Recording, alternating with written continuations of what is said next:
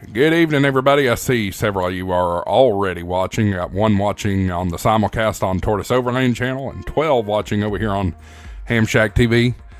Starting the stream a little early, or at least getting the crowd going a little early. Please share this stream out, especially if you know anybody that's going to be participating in Winter Field Day. We've got some important weather information to pass along at the start of the stream. So get the stream shared out. Let's get as many people watching as we can. It's going to be a great show tonight. We're going to have a lot of fun talking about building your dream ham radio shack. So stick around. We'll get started here in just a couple minutes.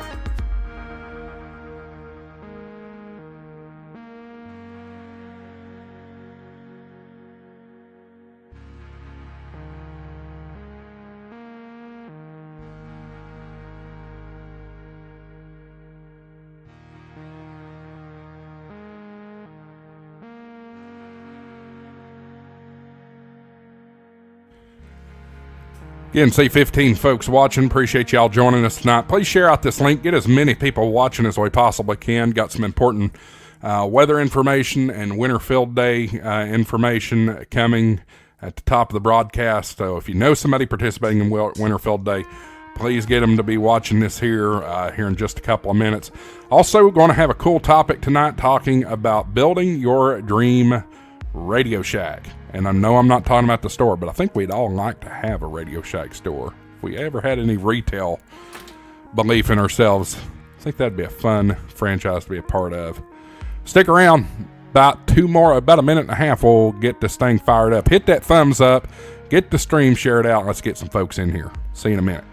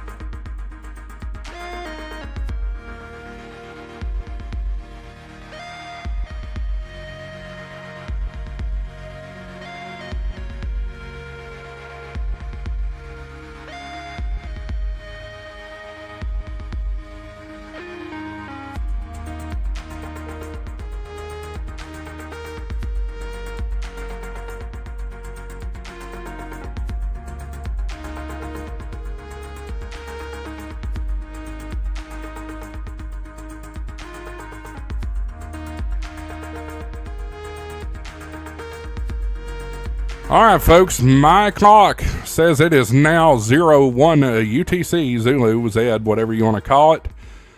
I still haven't seen Gray Man Poda get in the chat yet and say trucker clock, so I guess I beat him to it tonight.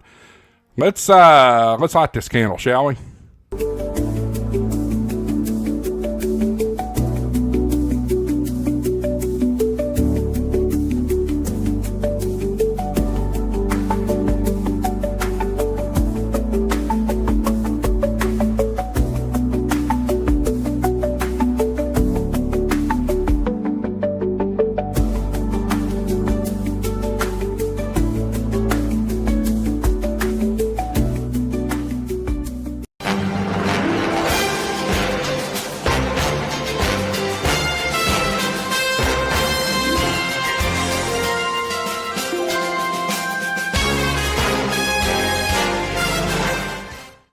Good evening, everybody. Welcome to HamShackTV Live. I'm your host, Josh, AA4WX. Appreciate you tuning in, whether you're tuning in on HamShackTV or one of our simulcast channels. I see 3 of you watching on Tortoise Overland, 1 of you watching on Hillbilly Dave's channel.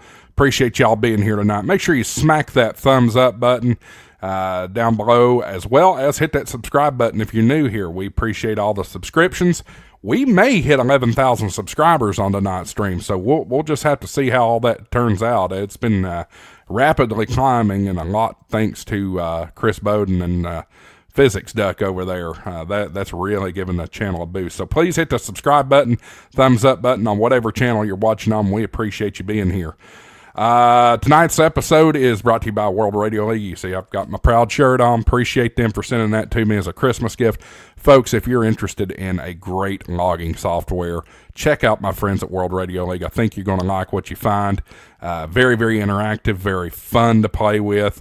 They've also got contesting modes, and especially with Winter Field Day this weekend, you're going to have a blast with it. So go check them out, worldradioleague.com. And if you use my coupon code HamShackTV, you get 10% off any paid memberships. But you know what's great about World Radio League is you don't have to pay for it to try it out. They've got a free version of it. A lot of other cool features come in the paid version, though. So go check them out, worldradioleague.com.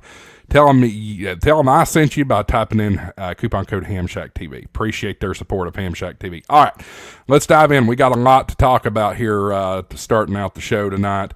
Wanted to give a weather briefing here. That's not the look that I want. Let's do that so it's a little bigger. We've got a major winter storm coming to the southeast United States and parts of the Midwest, as well as the Mid-Atlantic region. And this is happening during Winter Field Day. So I am very, very concerned about some safety issues with this. Let me preface this by saying no contest is worth risking your lives. So please use common sense when it comes to your Winter Field Day plans this week. So we're taking a look at the American model. This is from the website Pivotal Weather. I like to use this for looking at the models. And we're looking here at the whole continental United States. You see here off the coast of California here, just southwest of Los Angeles and San Diego, we see a low pressure center forming, and that's what's going to be feeding this. We'll scroll ahead in time here, and you can see as low pressure starts to move east, we start to see moisture breaking out over northern Mexico, southern New Mexico, Texas, and some down in the Gulf. And you see as that low pressure starts to make its way across northern Mexico, it's starting to pick up the moisture straight out of the Gulf. Now, your moisture and your winds come counterclockwise around the low, so that's why the Gulf of Mexico is feeding all this moisture into this system. Now you see all these tight lines here. This is your isobars, and the tighter those lines are together, the stronger the winds are. So we're going to be seeing some wind issues. We're seeing some mixed bag of some sleet, as well as some freezing rain down, I guess this is Midland. I don't know Texas geography very well. We'll just say northwest of the Metroplex there. And then you got snow breaking out over parts of Oklahoma, the panhandle of Texas, as well as New Mexico. We move ahead another 6 hours in time, and we see this really start to take shape. You see quite a bit of snow falling over northern Arkansas, Joplin, Missouri. Hey, we know some folks in Joplin, Missouri, don't we? Kansas, really just kind of bombing out there. And as of this is valid as Saturday at 06 UTZ, so that's going to be just past midnight Eastern time. We move forward in time a little bit further. I don't like how their website navigates this time quite a bit, but we're going to continue scrolling in. Again, we start to see more mixed precipitation over northern Mississippi and southern Tennessee there, with snow breaking out to the north part of Tennessee up into Kentucky and northern parts of Arkansas, southern Missouri as well. Moving forward in time, you see those deep blue snows. You're seeing heavy snow falling in Nashville and southern Kentucky, while here in the Knoxville area, we're seeing a mixed bag of precipitation. Moving forward in time, we can see here in East Tennessee, it swaps over to freezing rain. And folks, this is what panics me a little bit. Freezing rain is probably You might think, the most dangerous is tornadoes and hurricanes and things like that. In my opinion, the most dangerous weather is freezing rain, because everything outside will be coated with a pretty good amount of ice. So everything is a solid sheet of ice. You can't walk in it, can't drive your car in it, anything like that. Even four-wheel drives will have an issue driving in ice. So very, very alarming. We move forward in time a little more, and we see it does shift over to rain in East Tennessee. However, we still got the frozen mix of precipitation back in West Tennessee. Some of the rain snow line has also moved north, so you're getting into a mix in southeast Kentucky, and still seeing snow along the Ohio River. Moving forward in time, you see the low pressure is right around Columbus, Georgia, with still moisture coming in on the back side of the storm, and then it starts to kick out to sea late Sunday night, early Monday morning, we'll put it that way, with still snow flurries and snow showers breaking out across the northern Appalachian Mountains. All right, enough of that. That's a pretty decent look at it. Let's hone in a little bit and take a look at some of the totals that we may see. Again, this is the GFS. This is the American model. Let me change modes to winter weather.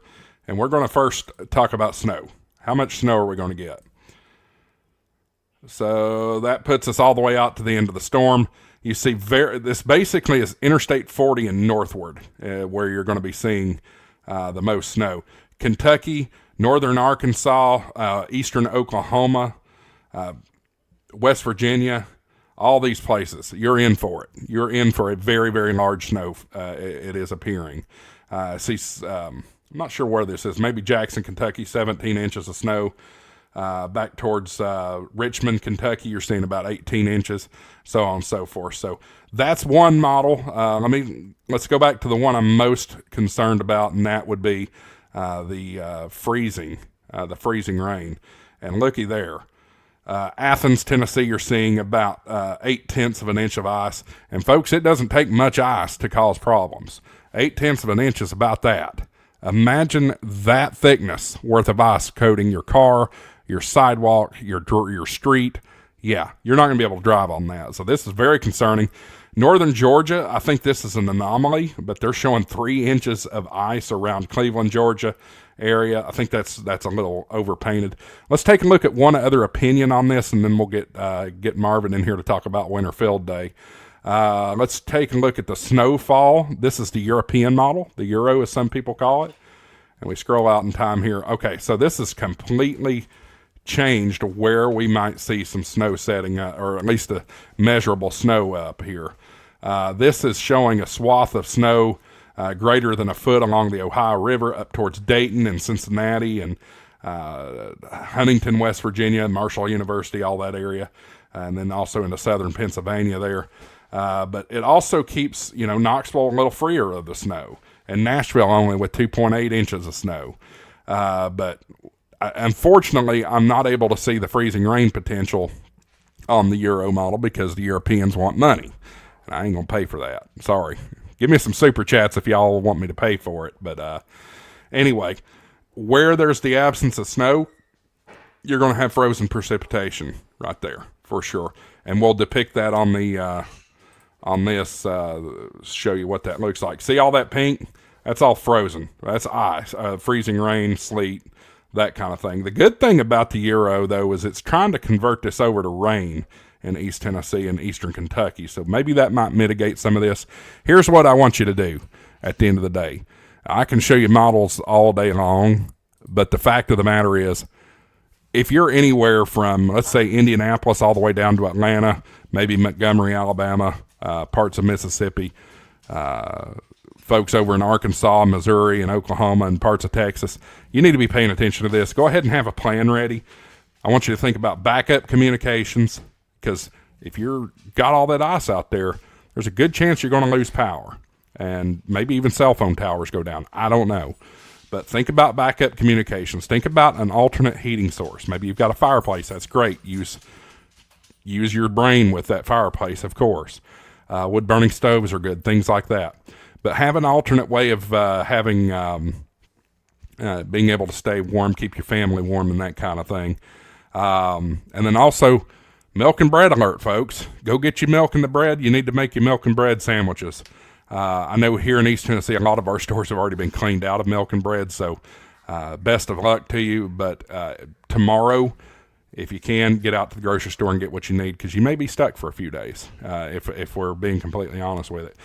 So, all right, let's talk about Winter Field Day and the impacts of this winter storm on Winter Field Day. We'll bring in one of the head honchos of Winter Field Day, our own Marvin, W0MET. What's up, buddy? Hey, good, Josh. Yeah, absolutely. I appreciate you letting me have a couple of the minutes of the platform here to talk about this, and hopefully we've got a fair number of people watching. But it's one of those things that I'm hoping this will get shared out even more, and we're doing everything we can on our social media to kind of help push out a lot of safety messages along the way as well.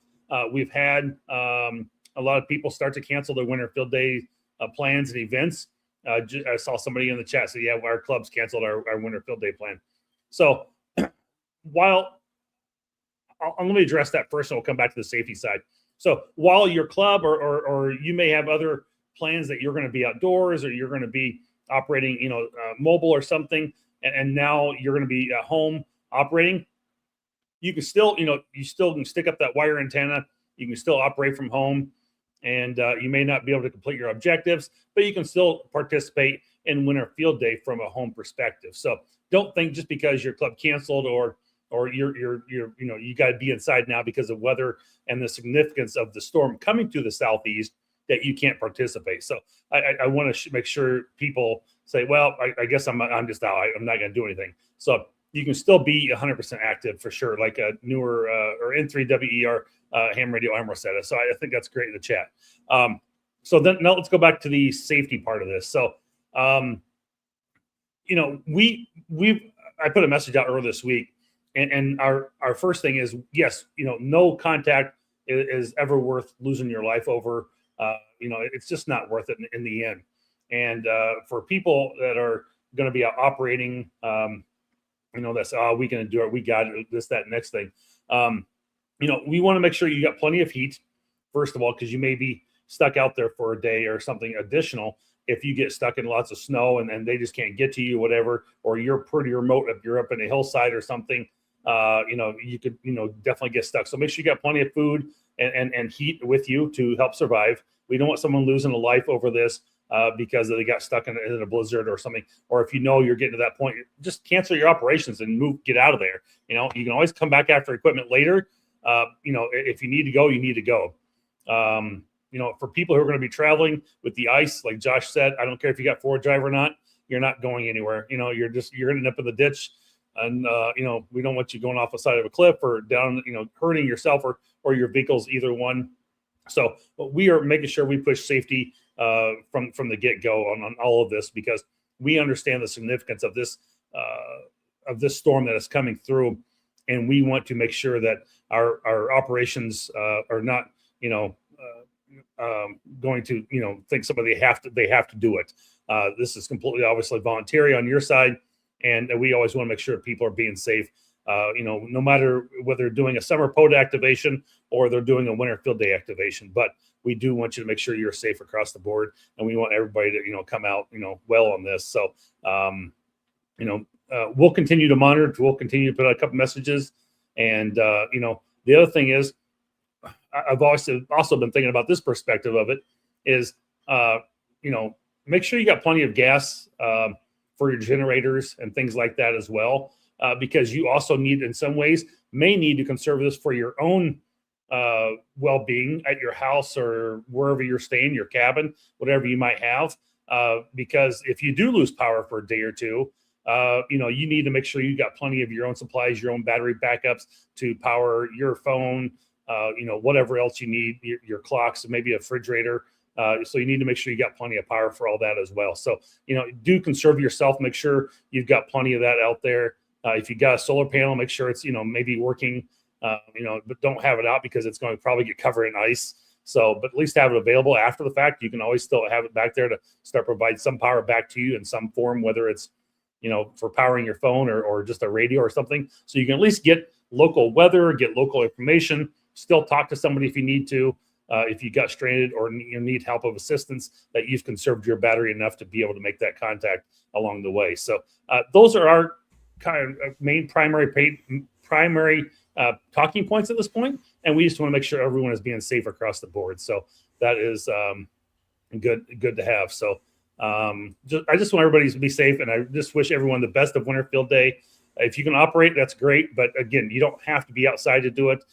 Obviously this is a Winter Field Day event, but when these conditions are coming around the southeast, for those that are down in that corner of the country, we understand you guys just aren't prepped for that. They don't have big snow plows and lots of salt and everything for people to get around, and we want everybody to be safe. So if they're getting, it's supposed to be at minus 40 in Minnesota too, and so it's going to be really chilly there as well. So they may not want to be out operating either because it's so damn cold. You can literally get frostbite, pretty quick in those type of temperatures. So, it's not just the southeast that we're kind of worried about here. We also have the very far northlands that are going to have some extreme dangerous temperatures and cold weather coming, and that can happen very quickly. I'm going to share something else here. I want y'all to take a look at here. I got to change my my source here, but I'm glad you brought up our friends up in the upper Midwest because dangerous situation evolving for those folks up here. This is weather.gov, the National Weather Service, folks. Yeah. And you see all the pinks here. These are all winter storm warnings. These kind of tealish, gray or greenish colors. That's winter storm watches. Those will likely change to winter storm warnings. But talking about our friends up northern plains and northern Midwest, all these deep blues up here, that is an extreme cold warning. Yeah. So we're talking dangerously cold temperatures and wind chills. I saw tonight on the local news, they were showing a national map of the temperatures, and it feels like Bismarck, North Dakota at 6 o'clock Eastern time tonight, the feels like temperature was minus 37.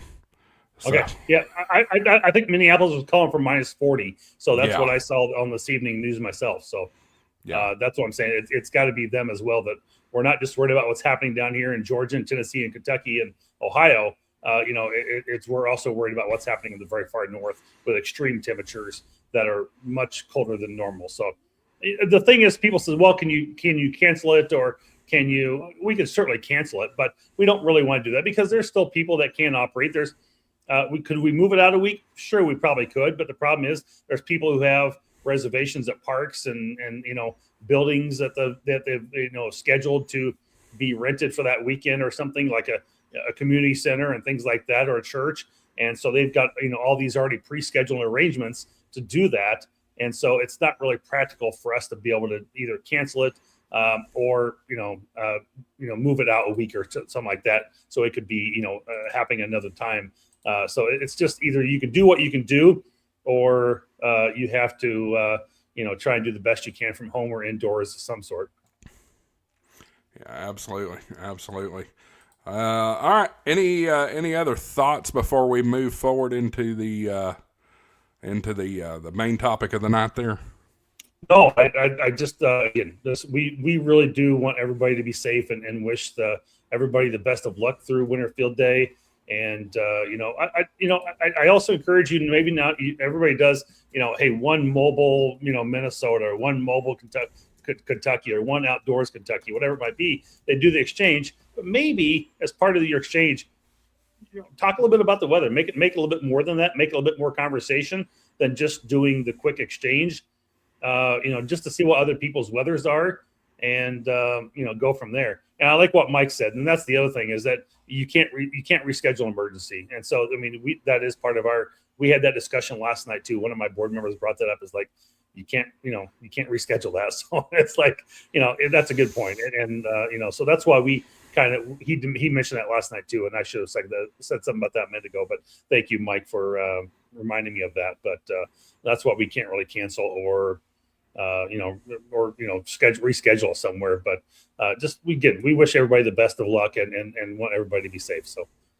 And it is what it is, and you've got to be fair to all the folks across the country. I mean, yes, this is impacting a very, very large portion of the country, but when millions of people, yes. When we look at this map, I mean, the extreme southeast of Alabama and Georgia and Florida, they're not going to have to deal with this. And then you look out the West Coast, nothing really. So you can't ruin the fun for everybody just for a portion of the country, unfortunately. But exactly, just use folks. Just use common sense. Don't take any risks for this event. Definitely participate. If you can participate at home, do it. Absolutely. You'll have your coffee and your hot chocolate nearby. You won't have to do any big setup. You got your HF rig on the desk. Set it up and let her fly. Even as the president of Winter Field Day, I will be operating indoors. In my garage. Or off my back porch. It's kind of a 3-season porch with a heater. I'll be working indoors as well. So, because I'm expected to get 12 to 18 inches on Sunday, Monday. So, in the Northeast and Massachusetts here. So, absolutely. All right. Well, good deal. Everybody use common sense and check out absolutely. Check out World Radio League 2 for the logging. You can use other logging applications, of course, but we like World Radio League around here, so go check them out for your logging the field day activity there. Let's bring everybody in here, and they've been patiently waiting in the back room for the longest time. They have. And we've got let's see here. We've got a special guest tonight. K8KAZ's in the house. Levi. Appreciate him coming by. How you doing? Hey, Levi. We are excited to share his shack with the stream. So Hey, Andy. Appreciate him being here. Dave's here. Super Dave. Hillbilly Dave, whatever you want to call him. I'm getting feedback from somebody. I don't know who it is. But it's all right. We'll figure it out. I don't hear it now. Tim, Gray Man Pota's in the house. Good to see Tim with us once again. And, of course, we were just talking about World Radio League, but Andy's here as well. Good after evening, noon, everyone. Glad to see everybody. I came in here. I'm super pumped. We're getting 7 to 14 inches of snow, and I come in here, and Josh and Marvin are all Debbie Downer about the situation. But anyway, I'm excited. So if you're in that camp, you're my people. You know who you are. You tell them, Andy. I tell them. I was all about the snow when it was a snow forecast, but when they started throwing ice on top of us, that's a problem. That's of course, I get excited about that too, but that's This is Winter Field Day we're discussing. I mean, somebody in the comments said it really well. You can't reschedule an emergency, so that's what it's all about. Absolutely. Any thoughts from you, Levi, Super Dave, Tim, Andy, about the winter storm and what we were just talking about? Always be careful. Always be safe, right? You need to put common sense in front of everything else. So it's like the golfers who go out and chase their golf ball in the lake in Florida, and then get bit by an alligator, right? Don't get bit by an alligator just trying to make a contact or two. But Marvin, I was thinking when you were talking, maybe a suggestion for next year's exchange would be to include the temperature. So we had, it's kind of funny when we mentioned that. This is like the second or third time now in the last week I've heard this. And I guess when like 2007 and maybe 2010-ish, when Winter Field Day first started, that was part of the exchange. Okay. And so somewhere along the way, long before I took it over in 22, that got dropped off. But someone mentioned that earlier this week in Discord or something like that. And you've mentioned it again now too. So we maybe will bring that back for next year. It's 20 years of Winter Field Day next year, so maybe we'll bring that back as part of the exchange. There you go. You're talking about the golfer going after their ball and the thing down in Florida in the swamps and stuff. The first thing I thought you were going to say is the golfer out there playing in the middle of lightning. Well, that happens too. that happens too. Florida, fun fact for y'all, Florida has the most deaths by lightning. So that's why that came in my mind. So Central Florida, Tampa Bay is the lightning capital of the world. There's more lightning strikes there than anywhere else in the world. Well, think about it. It rains there almost every day, literally almost every day. So that makes perfect sense. 2 p.m. Yeah, absolutely. 2 p.m. every day. Set your watch by it. Absolutely. Let's grab the chat real quick, see who's all with us here. I'm a little late doing that. I should have done that off the top of the show. Let's see here. L Trisher, one of the others here. Good to see them. Let's see here. Gary Graham's in the house. Somebody's a goat. I don't know who that might be. Let's see here. Mike, KE9DSK. Good to see Mike. He might be referring to me, but I am the goat wrangler. I'm not the goat. There you go. But you know what, Josh? I have to agree with Sean. He's watching over on my channel. There's something wrong with Andy. There's a lot wrong with Andy. Oh, goodness. It's the same. Let's see here. Anybody else in the chat? There's 39 of you watching. Appreciate everybody being here tonight. Katie Allen. Hi, Levi. I love your smile. Ooh, that's my wife trying to embarrass me there. Okay. Nice. A plant, clearly.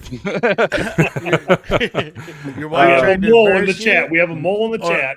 We do. I was gonna say that maybe somebody was trying to get him in trouble. No. Fortunately, that's my wife. Let's see here. Ham Hats by AI4NW. I have no affiliation with him, guys, but he's makes some really cool hats, so go check him out. N3WER's in the house. Good to see you. Let's see here. Anybody else that I have not caught? Colin, we are international night. Colin and VK is with us. Good to see him.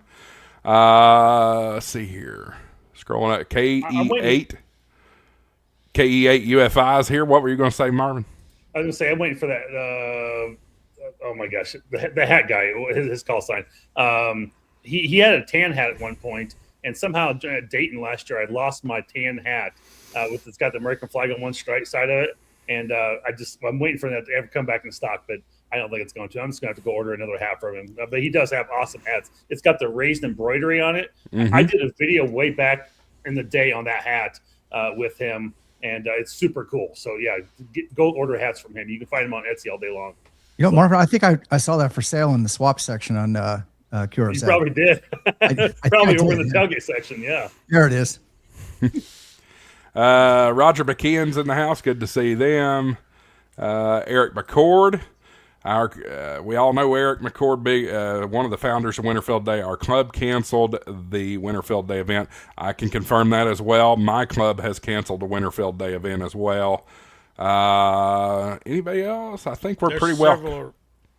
Several around us that are canceled as well. Yeah. Bingo JM, KD2 UDR. And I think we're all caught up. So cool. All right. Topic of tonight is building our dream station, our dream shack. But I think before that, I think a lot of people would say Levi already has a dream shack. So you want to share with us what you got there? I'm working on it. So a quick little background is I got my technician in the end of April. So I'm real new to this all still. I got general in the end of September there, and now I'm studying for the extra. Hoping to do the extra by April, but we'll see how it goes time-wise with work and everything. But yeah, I've been working on a shack, building on a shack. It's been seen a couple places before, and I'm not quite sure how to share on here. Okay, down at the bottom, you see a plus button. Mm-hmm. If you click on that, you'll have share screen or share a video file, image file. Okay, Like that. gotcha. You have to turn your permissions on. That, And while we're waiting on Levi to get that shared, Michael is with us. Hold on. Let me He's sitting on the floor for some reason. Yeah, real men smell like diesel. I love the. If there's one thing I hate about New England, it's fuel oil. Yeah. All right. All right, here we go. Let's take a look at what Levi's got there. That's just amazing. Oh my God, are you kidding me? Yeah. So I took this a few days ago. I'm building a midlife crisis is what it is.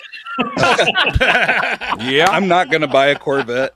I'm not going to buy a Harley. So this is what I'm buying. This is my midlife crisis. To start out with the desk, I built it all from parts from Home Depot. It's butcher block countertop and shelves. I've got gas pipe for legs and holding up the shelf there and everything. Black iron, baby. Right? Yeah, I love it. Hey, Levi, Yeah. did you put your shack on the Northeastern Hams? I think it Roast was. my shack. I sure picture? did. I sure Yeah, did. he did. I thought it looked familiar. Yeah. Yep. He did a great video on this a couple weeks ago as well on his YouTube channel. So go check out and subscribe to K8KZ. He's Yeah. getting kind of a new channel started, and he's got another great video. He well produced for being somebody fairly new on ham radio here. He produced a great video on the SP9000 speaker on fixing the replacements for that. So go check out his channel. You know, I do notice there's one major thing missing from this setup, though. I see. Linux computer. You don't have World Radio League pulled up. I do. I have on several pictures. I just picked the newest nice. one. I beat you to it, Andy. Yeah, I'm gonna throw this out there. I was gonna say is I didn't see a I Mac just on got there. his QSL card a few weeks ago. It's got emblazoned with the World Radio League logo, and also if you take a look at his desk there, you can see this beautiful mug sitting right in the right off the left side of center there, and that's the lifetime member mug. So Yep. Number 12. absolutely beautiful. Number 12. Wow, you got a good one. He did. Yep. I'll pay for number So- 1. Right. You'll have So, to yeah. you'll have to fist fight James over that one. So the monitors are the two center there. It's a 32-inch monitor on the bottom. The top is a Samsung TV that's got an Apple TV hook to it. And then the 4 outside monitors are all 27-inch. And the bottom left runs off my MacBook. The top one is off one of the mini PCs. I thought I'd just better have a mini PC in there just in case I needed Windows for something. You're missing a Linux computer. That's the only thing. I mean, missing there. If you have to run like a 1990s vintage program, your Windows is the best way to go. Right. Right. That's about the only reason Windows would be the way to go. There you go. Here we go. I have never You know dabbled what? with Linux. So. I was gonna say Linux is the way to go. Mac is not. Mac I'll give it for doing media, but Linux is the way to go. Right. If you're an IT professional and know how to program and all that code crap. No, am not. Linux Mint actually is pretty easy. I have tried it and it is No, not actually, easy. iOS has been around longer than Linux. Yeah. iOS? Well, they all Well, came not iOS, from but Unix. Mac OS. Mac OS came Wait, from iOS Unix. is Theoretically- based on Linux. Wait a minute. I guess theoretically, Mac OS is the original Linux before Linux was Linux and SCO did their thing. Did somebody laugh? I don't Sound like understand. Andy's speaking. Don't worry about it. I was gonna say, Tim, there's a lot of people that probably just glassed over or left the streams because of me and you. Hey, please be patient with me. I'm from the 1900s. I'm going to have a little fun. I'm going to have a little fun here for a minute. Folks in the chat, if you are a Mac user, put the 1 in the chat. If you are a Windows user, put 2. If you are a Linux user, put 3. I'm just kind of curious. Just do a regular poll. Simulcast, that's what screws up the poll. See, Andy put 1, 2, 3. Yeah, I have I think 2 machines with Linux installed. I've got 1 home computer with Windows, 1 or 2, and my work computer is Windows, but my primary devices are Mac. So when you say Linux installed, are you talking about actual working machines, or are you talking about like Raspberry Pis? Oh yeah, I forgot the Raspberry Pi. I've got Because I got 5 of those in here with yeah, no. I mean, I've got 2 laptops. One was originally an XP, Windows XP. I should have kept XP on it because XP was the good Windows. But I installed Ubuntu on the old XP, and I installed Mint. I can't remember if I've got Mint or Zorin right now on another old Windows laptop. I wiped and put Linux on. I will admit this. XP was the best operating system that Windows has put out. It was the best Windows system. Well, that Absolutely. XP and 7 were the two. Windows 3.1.1 was pretty good. There you go. You're showing your age, Michael. You don't want to do that. How long ago? The pre-Windows Before you were 3.1. born. Round 90, just in general terms, Andy, around If you 1990. go 3.1, Windows for work groups, the actual server side of that. Yeah. Yeah. All right, Levi, what else you want to tell us? I see is that a Roadcaster there? That's the Roadcaster Pro 2. That's the newest Beautiful. piece and probably the reason I took this picture, if I remember right. Very They'd nice. show off his Roadcaster. It's a very nice mixer for sure. Yeah, It is. It's a nice mode. And if I learn to use all of the things it can do, that'll be amazing. Yeah. What kind of weather station you're running right there? That's something from the Radiodity website, or however you pronounce that. It's their LoRa weather station. Okay. It's like, I don't know, $60 or something. I didn't know they had weather stations. That's interesting. Mm-hmm. So- 500 megahertz. Levi, in the upper right hand corner, you have the ham clock running. How is that set up on this machine here? So that is off of and I don't know if you can see it in the video there, but this little box. Was that like I don't- Veritim? It's like a Nook. No. Okay. No, it's one that I bought. It was preloaded. I'm trying to peel this Velcro off it to see if I can see the name. Don't worry about it. That's fine. I'm just curious because I don't know if you realize the K8MRD just did a video. Ham clock came out on Mac now and can run native on it. So something you might want to consider and look at. So Absolutely. I did see If you that have a indeed, Mac. and I've got it running on on my main computer. I've got it running right now on the Mac Mini.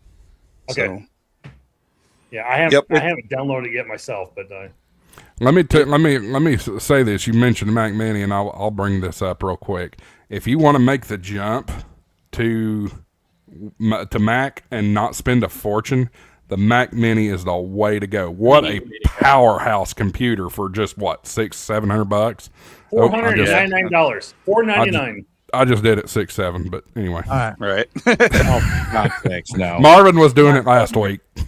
It's No. $499 currently. It's super cheap and it can do a lot of stuff. They've come down then. They've come down because I gave like $600 for mine, I think. Yep.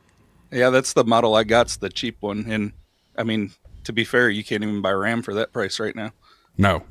You can't. Well, and the that's- beautiful thing is they've got the silicon chip now, and those are just smoking, especially if you're doing any kind of video production or Yes. anything that's graphics intensive, that you can't beat it. Yeah, well, you can beat it, but not at that price. Right. So one thing I will recommend though, if you're going to get a Mac Mini, you can go get a store off the store shelf one version, but I would recommend nothing less than 16 gigs and probably 32 gigs of RAM for sure. I don't think they can make it with less than 16 gigs now. I don't think they do either, but Yeah. in case they do, you need Oh, yeah. that RAM to run for sure. Absolutely. So- My new Mac Studio has 64, so Listen to Andy rolling in the money over there. Mac Studios ain't cheap. I bought one for the church, and that was like $2,500. It is. Yeah. Well, Well, price that will be my next upgrade. price of memory for my editing laptop. I'm probably going to look at a MacBook. I will give them credit when it comes to editing media and stuff like that. So I was at Micro Center. lucky you. You have a Micro Center. We have one too. So bad. Right? Well, I- Hey, I was- Andy, I was at Kansas City. I'm gonna It's a share long this. drive, Dave. I'm gonna share this photo that I took at the Micro Center. That's not a long drive, Andy. Gives you an excuse to go get some barbecue. Although I'm not a big Kansas City barbecue fan. Nope. Oh, Me either. come on. Give me Carolina or Texas style or something like that. See, I'm not a Carolina fan. I don't like the vinegar. I don't barbecue either. I don't sauce. like Carolina, but Kansas City and Texas all day long. I don't discriminate. See, I'd rather I just have- like barbecue. Sorry, Josh. I'd rather have Memphis barbecue over Trying to help Kansas you out. City. I don't know I'm if I can. that guy who loves can I- barbecue. Can I plus? I don't know if I can plus that up. That is Holy good God. This is server, or no, I'm sorry. This is workstation RAM. This isn't server class RAM. $758 for 64 gigs. Good grief. That's Corsair Vengeance? Hey, Yes. That much? Yes. Well, Wow. and Corsair, Wow. that you won't find once that sells out of Corsair, you won't find retail Corsair in the retail stores anymore. Period. They've shut down their retail side. Yep. 128 gigs. They're on sale for the low price of $14.94. Oh, wow. That's a little higher. I found it for $1,300. Wow. So that was Micro Center's prices as of I think yesterday. Well, That's I mean, insane. everywhere I've looked, that's what it is. Even Best Buy, their prices. I mean, I bitched at my wife. She told me to go ahead and get the 128 gigs that I wanted when I built my streaming desktop, and I was being cheap at the time, and decided only to take it up to 32 gigs. And I wish now I would have done that, because you can't touch Yep. 64 gigs for you can't touch 32 gigs for what I could have bought the 128 gigs for 6 months ago. I got I got 64 gigs of DDR5, and a year or two ago I bought it, and I tell you what, it's G-Skill, and it's good memory. It's DDR5, and I've got the 12. What is it? The 12 i9 12700. It cooks right along. A little 3060. Problem is the price, and I don't see memory coming down. I It's mean, not. Corsair proved it. They shut down their retail because the AI companies, the data centers, they have basically bought all stock and have signed contracts with the 3 manufacturers for everything they can make as fast as they can make it. Wow. Absolutely. Nuts. Yeah, I read that too. So we're being told by our manufacturers to expect a 30% bump on all, basically anything and everything that uses RAM. Yep. There'll be a 30% increase. And my servers are a base of a terabyte of RAM. So there you go. That's the same way with ours. That's the same way with ours, Tim. Wow. And the thing is, it's not just everybody thinks, oh, it's just the RAM. Nope, your SSD drives use the exact same chips, and they're already starting to go up. But yeah, we basically got told the same thing. Is about a 30% increase across the board. Now, correct me if I'm wrong here, but doesn't Apple use like their own in-house process for building the RAM into their There's system? three companies that make the chips that are used for memory, and Apple is not one of them. But I mean, for their own devices, don't they build their own in-house for their own devices? You're probably talking about the processor, Andy, and I that's, know they that's got the processor. the I silicon. thought their RAM was built Nope. as part of their system on a chip. They So might it's- build their own RAM chips, but the actual chips that are used to build those with, they don't build them. They're getting Okay. them somewhere. Yeah, they source the parts, but they'll probably manufacture the board Yeah. and the chips. Right. The RAM chips are probably directly Okay. mounted to the main board, to the system Yeah, board. yeah. They the way they lock everything down, I know they direct mount about everything, but It's those chips. It's not necessarily just the memory sticks, Andy. It's the chips that are used to make Yeah. those products with. yeah. Good point. And once again, welcome to Computer Chat. Hope you're doing okay. Hey, did we talk about the weather yet? Oh yeah, Oh yeah, that was the Yeah. first. See, that was the first 30 minutes we sat backstage while they talked about the weather. yeah. Oh, here we Let's finish up with Levi there. What anything else you really wanted to point out? I like the Coca-Cola can. That's a nice touch. Right, that's Coke Zero. Yeah. Even no, better. not really. It's slowly What are your evolving. two radios? I got an FTDX10 and right now a 991 Alpha. I I thought got that it. was What's the handheld up on the side? That's Yaesu. a mini. Is That's it a the Baofeng Baofeng Mini? Yeah. Oh, okay. Really? Yeah, I've got a few handhelds, but yeah, I mean for primary that I got the 991 Alpha because I couldn't hold on any longer waiting for Kenwood to produce their unicorn. I mean their mobile radio. that's the one I've had my eye on since I got my technician license. So, I don't know. If you don't mind, talk about the power system you have down there on the left side. What is? I was just going to mention that, Anchor. Andy. Oh yeah. That looks like an anchor. So, power system on the left side is an anchor. Honestly isn't doing a whole lot for the desk. I'm using a couple of the USB ports off of it, and I think I have the Mac Mini plugged into it just so it doesn't hard shut off if I'm out at the end of the power line. So I'm the first one to lose power. But as far as the radios and that, they're run off of a battery system that I built. It's in a Milwaukee Packout base, and it's 200 amp hours of storage, so portable power. Very cool. Very cool. Now, is your station kind of powered off of that 200 amps too? It is as far as the radios, yes. Okay. Everything else, the computers and monitors and all that is off of the. Is that grid. your battery box off the right down there in the corner? Is that where that? Yep. Is that what that is? It is. Yep. Okay. Yep, for sure. And then, I mean, all this is neat and cool as it is on the inside. I've got 2-wire antennas going off of a 16-foot painter's pole that's strapped to my deck right now. So the outside is not near as impressive. The outside is coming up in the next year or two. I intend to put up a tower, and I've kind of got an itch to get a hex beam and put it up there and go from there. Well, if Vaughn and Julie don't come up and get a tower, I've got a 72-foot crank up in my backyard if you're interested. They don't need a tower. They got kites. Right. Yeah, I mean, I've got some options. I've kind of, if I decide to buy one, I've kind of really got my eye on the Roan 40-foot foldover. So, Oh yeah. Nice. just thinking, future and not wanting to climb and, just not being able to climb, I guess. So, It's a Absolutely. smart decision. right. Yeah.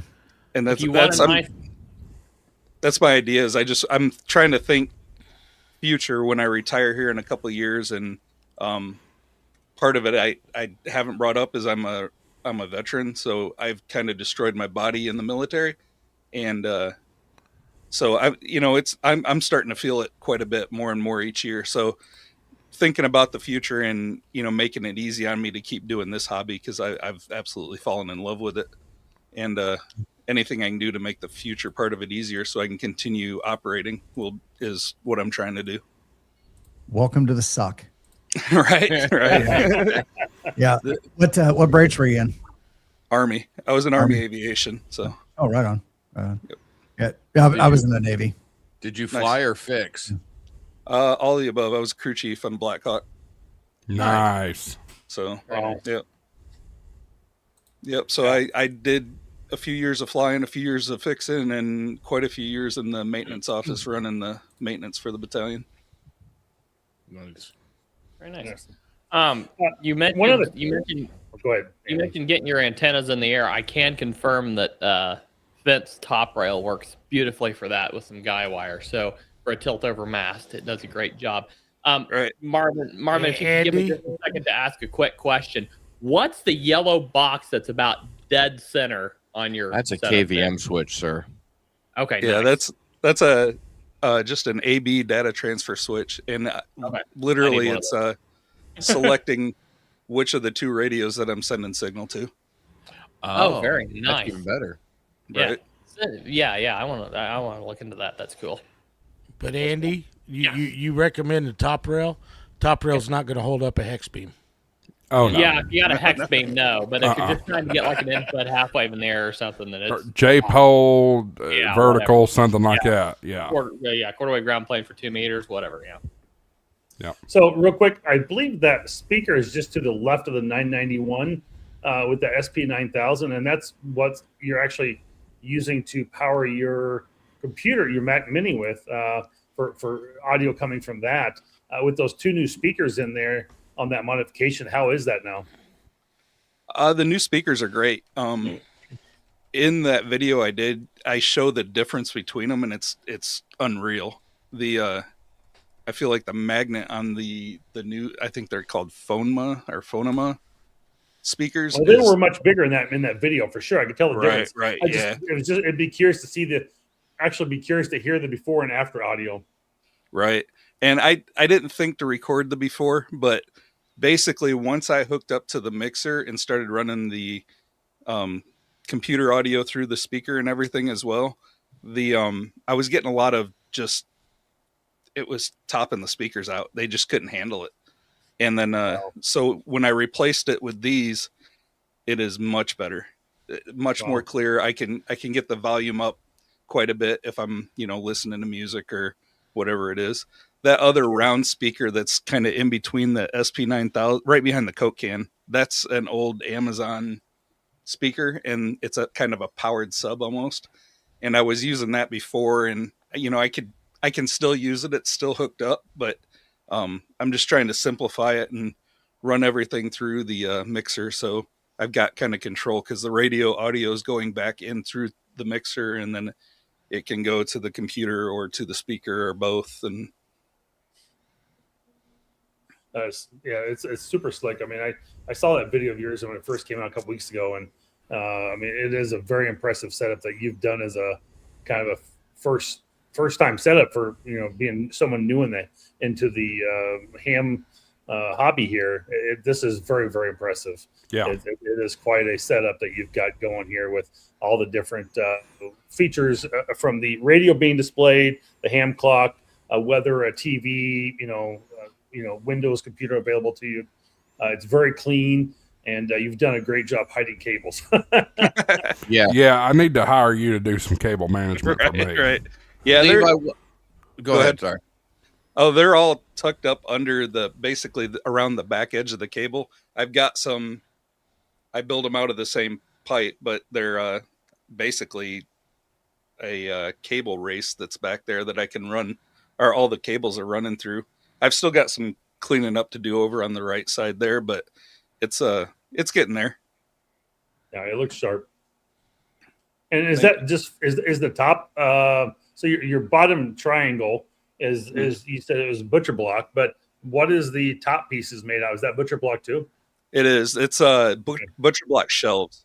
So the butcher block shelves. Okay. Yep, we just took them, and so my stepdad's a carpenter, and if anyone remembers the shack roast on Live Free and Ham, it was I had pictures of when we were building the desk, but it's we took them and took 2 shelves and cut them up and made it follow the shape of this.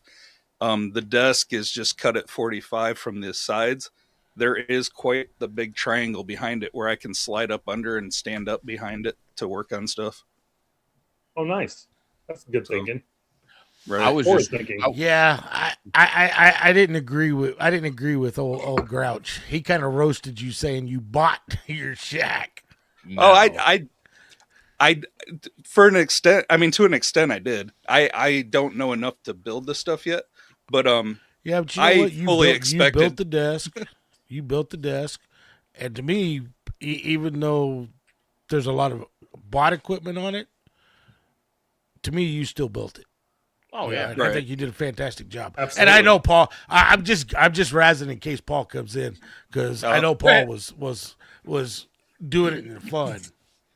Yeah, that didn't bother me one bit. I was to- fully expecting it. Like I wanted it to be fun. So I just want to know what you used for the monitors to mount them on the black pipe. So it's a who's it made by? Mount It is the company, and it's a single monitor Visa pipe mount. and it can cover Really? pipes from, I think, 3/4 up to maybe 2 or 2.5 inch pipes.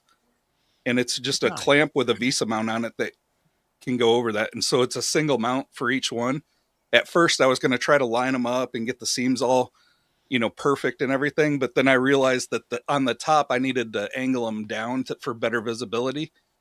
Part of the reason is my eye line is about the bottom of the monitors, of the bottom row of the monitors. I like to look up more just from neck injuries from the military. So it's easier for me to look up. And so everything's above me. So those top monitors have to be angled down quite a bit. And you can kind of see it in the picture with the gaps there. But that was the whole idea with that. And so those individual mounts, I'd looked at so many mounts from, a 2 monitor mount to the 6 monitor mounts to the just everything, and nothing was working quite right. And then when I came up with okay, I'm just going to build this desk out of butcher block and gas pipe, and build it the way I like it and the way I want it to be. Then I got to thinking, and I'm like, why can't I just, build the mounts as well? And so that's what I did. I found the single mounts there and single monitor mounts and went from there. So it worked out pretty good. Is that just 1 inch gas pipe then? Yeah, I believe the towers are just 1 inch. I can't really. Yeah, it looks like it's a 1 inch. Okay. I think go over and squeeze it. Come on, you're Home Depot. You should know. Right. Yeah. The legs down underneath and those towers are the same. I think it's all 1 inch. And then the stuff holding up the shelf there is 1/2 inch. Sure. And then nice, I don't know if anyone remembers that shack roast, but they kept asking about the 2 buttons that are to the left there, kind of right above the cup and the Coke can. Yeah. And somebody in the chat said the most hilarious thing. He said that was the button to call mom for more burritos or something like that. Yep. Or more Hot Pockets. That's what it was. Those are actually the pins from the ham radio prep for the technician in general. Let's go. There you go. Right. So I'm missing one. I've got room for it there for that extra pin when I get it. But Might I add coupon code HamShackTV for 10% off. Yeah, you have the World Radio. I could do a K8 MRD on you, Josh, and throw mine out. Exactly. Or mine.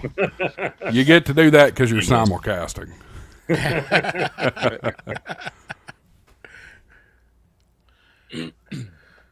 But yeah, the couple times that I know, Josh, you've seen a couple other pictures of it, and you were asking about the weather program that I'd used, and it's WeatherWise. It's the new Ryan Hall thing.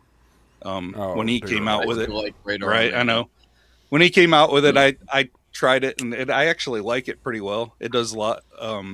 It's really good about bringing up like the, what do you call them, the mesoscale discussions and stuff like that, to where I can see them before. Cool. Yep. Hey, I started using that before he even switched to that. I've actually been pretty impressed with it. We got some business to take care of here. Somebody just took down a bunch of records. So play the clip. Money isn't everything. It's the only thing. And everyone has a price for the $1 Million Man. All right, let's. I don't know if I've ever seen a super chat before, but KF8C Golf Juliet. I don't know why I decided to change the phonetics halfway through that, but $10. Appreciate that. Summerfield Day gave him the bug. Is that the case there, Levi? That is the case. So KF8CGJ, he's a member of my club here locally. And Nice.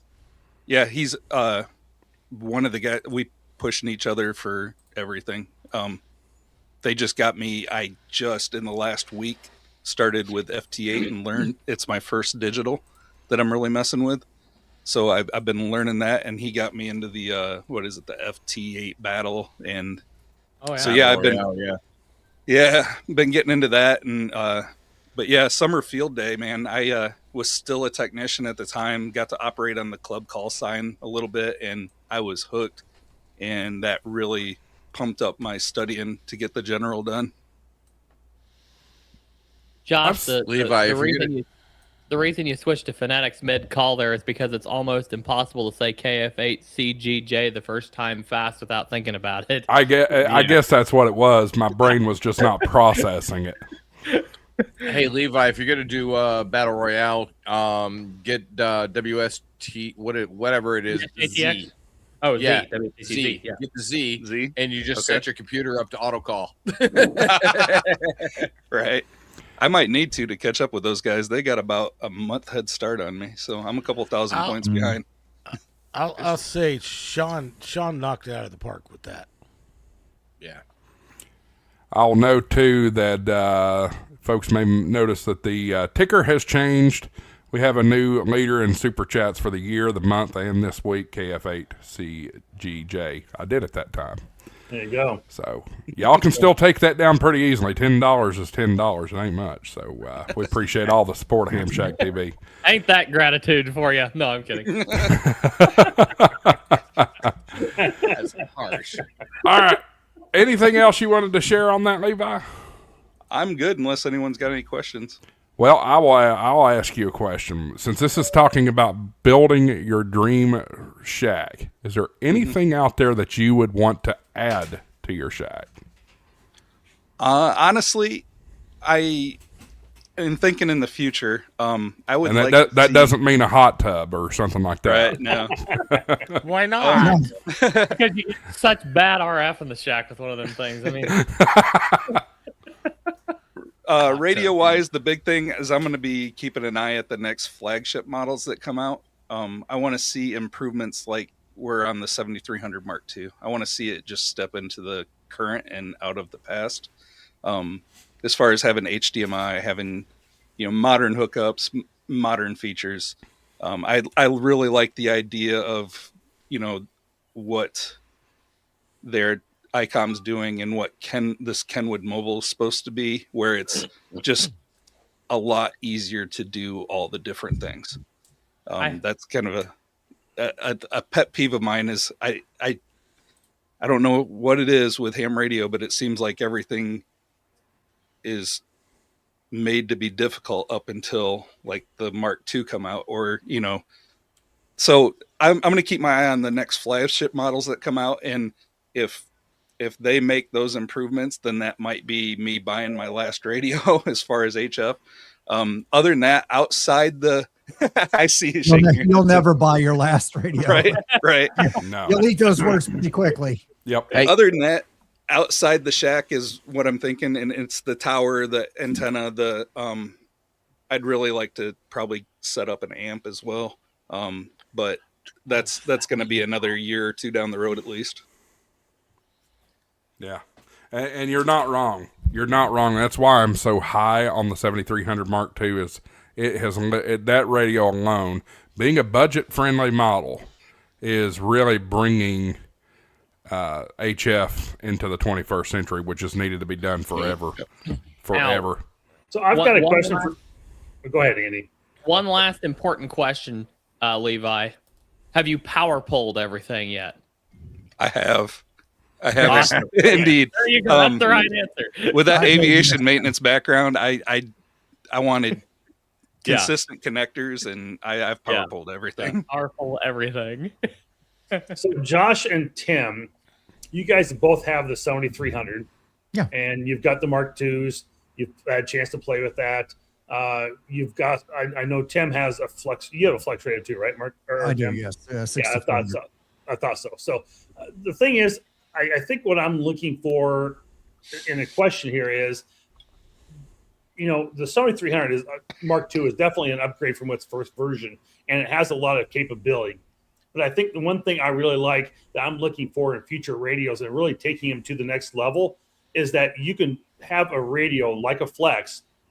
It has got all the hardware there, but software can continue to update it and upgrade it along the way. And I wish you could get like Kenwood and ICOM and Yaesu to kind of do the similar type of thing, that they continue to upgrade some of the radios through software. What are your thoughts on that? And I don't think the Mark II has that capability yet, correct? I think with the Mark II having the LAN capability like it does, that automatic updates, firmware updates, things like that, that shouldn't be a too tall of an ask. What do you think, Tim?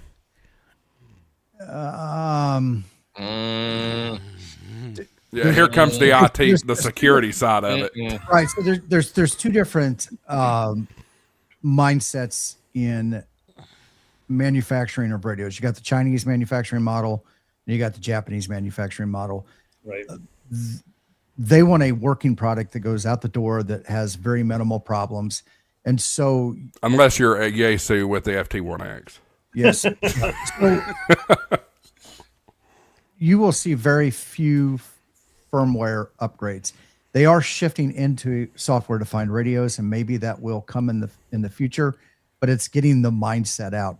I think a lot of the features that we see in the 7300 Mark II were driven by a younger generation of engineers at ICOM, driven by market forces, people saying, this is what I want. Right. Things like the Flex, I mean, with the software-defined radios, it's all in software. It's more of a generic transceiver. It is. And they're doing all the features in the software. But I will say this, my 6400, I've only had it for like 3 years. You know, there's a whole new generation of firmware that is useless to me. That Flex is putting out in their next round of stuff that they're not going to have in the 6000 series. Right. A radio. So there is a limit to the hardware itself and how much further they can go. You know, back to the Chinese model, they get it out there as fast as they can. It works. Doesn't always work the way you want it to. They can add these. So it's this dribble. How fast can we get it out there? And we can make these little things and we keep them hooked. But if you look at like the Zygu 6100, within 2 years, that's obsolete. Now they're out with the 6200. Right. So, I mean, it's the Chinese mindset is everything is disposable. And everything. Right. It is. Right. And they do make it more disposable, and they make it cheaper. Yeah. Yeah. Well, hence disposable. But with the I think I've only on my original 7300, I think I've updated the firmware maybe once or twice in the 5 or 6 years that I've had it. This one, what I am a little concerned about, because you are putting it on the network, you are making it available in IT. We get updates all the time about security vulnerabilities. Right. My fear is that, and I don't know how they're going to handle that. And I can't believe that they've designed their own IP stack. They've got to be using somebody else's. They've got to be using like every other Linux manufacturer out there. They're using a common set of programs that can be hacked. I mean, it happens, right? It's a giant game of cat and mouse. So, yeah. Yeah, I was watching a video and I can't remember who the gentleman was. I know he's over in Europe somewhere. And I want to say something 3CJ or 3JC. I can't remember the call right off the top of my head, but he had somebody. He had another person on as a guest, and they were kind of talking about the radios and things like that. And it's just like having that concept of being more software and having the radios to be able to continue to be upgraded and continually to be enhanced in many different ways through software. And it's like, I think that's a really cool idea. I think that's a really great idea. But I see where your point coming from a security standpoint too. But it's nice that you can kind of have a radio and continue to keep it. And like you said though, even though 6400, it's going to become outdated at some point too. So, I mean, what do you do? I mean, it's tough to call. So I will say this. The reason I bought the 6400 was to get all the functionality that I have now in the 7300 Mark II. Yeah. And it's roughly $1,500 cheaper. I don't know what the equivalent 8400 price is. I'm going to assume in a 3,000 to 3,500. Yeah, you're about the ballpark. Right now, the software provides much more in the way of filtering and things like that. So you are getting more with the Flex Radio, but for what I wanted to do, and that was just to connect remotely. I don't contest enough to really be concerned about the filtering, and to be honest, with my hearing loss, some of that filtering makes it even worse for me, and I would rather just hear it wide open. And so the big thing was the remote ability. Yeah. Oh, that's been 100% of mine. And, that's one reason I ended up, I got lucky because I was working for them for a while, but it was one of those things that I was able to pick one up and use it. But we've moved around enough with my wife and I that it's each time I have to continue to set up a new shack every time I go somewhere.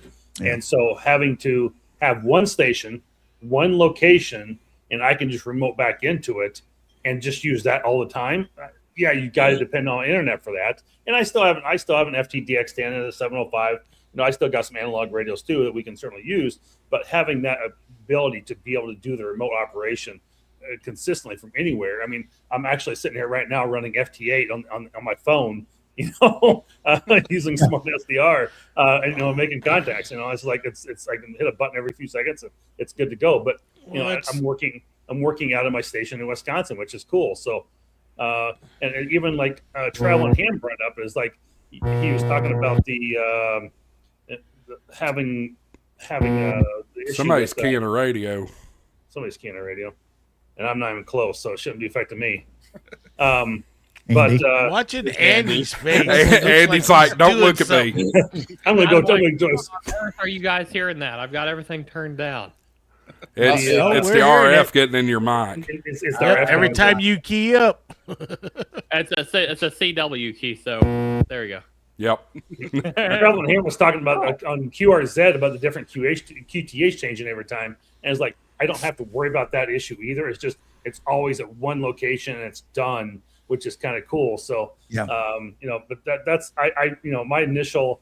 My wife said my ham shack someday in the future would only be about the size of a small utility closet, and now I've got a 30 by 40 area. But it's kind of funny that it's completely growing. But spent a lot of money on it this last year to really put that in place. But I've got a 65-foot tower, a 3-element beam.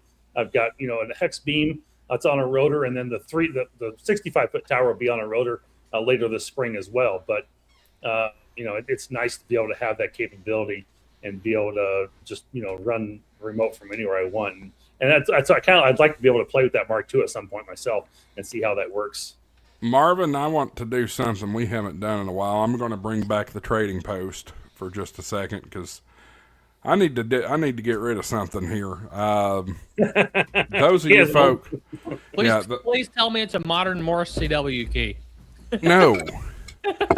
Those of you watching 7300. Yeah, those of you watching that may want your Dream Shack. This isn't a Mark II. This is the 7300. Bidding at $100. I'm not auctioning. Now would have been $2, down here. Now would have been $2, over here. Now would have been $3. I'm at $3, down here. Now would have been $4. $4, down here. Now would have been $5. Down here. Now would have been $5. Yep. Now would have been $6. Now would have been $7. I'm at $6, down here. Now would have been $8. Down here. Now would have been $9. Hey, but Josh, he's at $5, not $500. Oh well.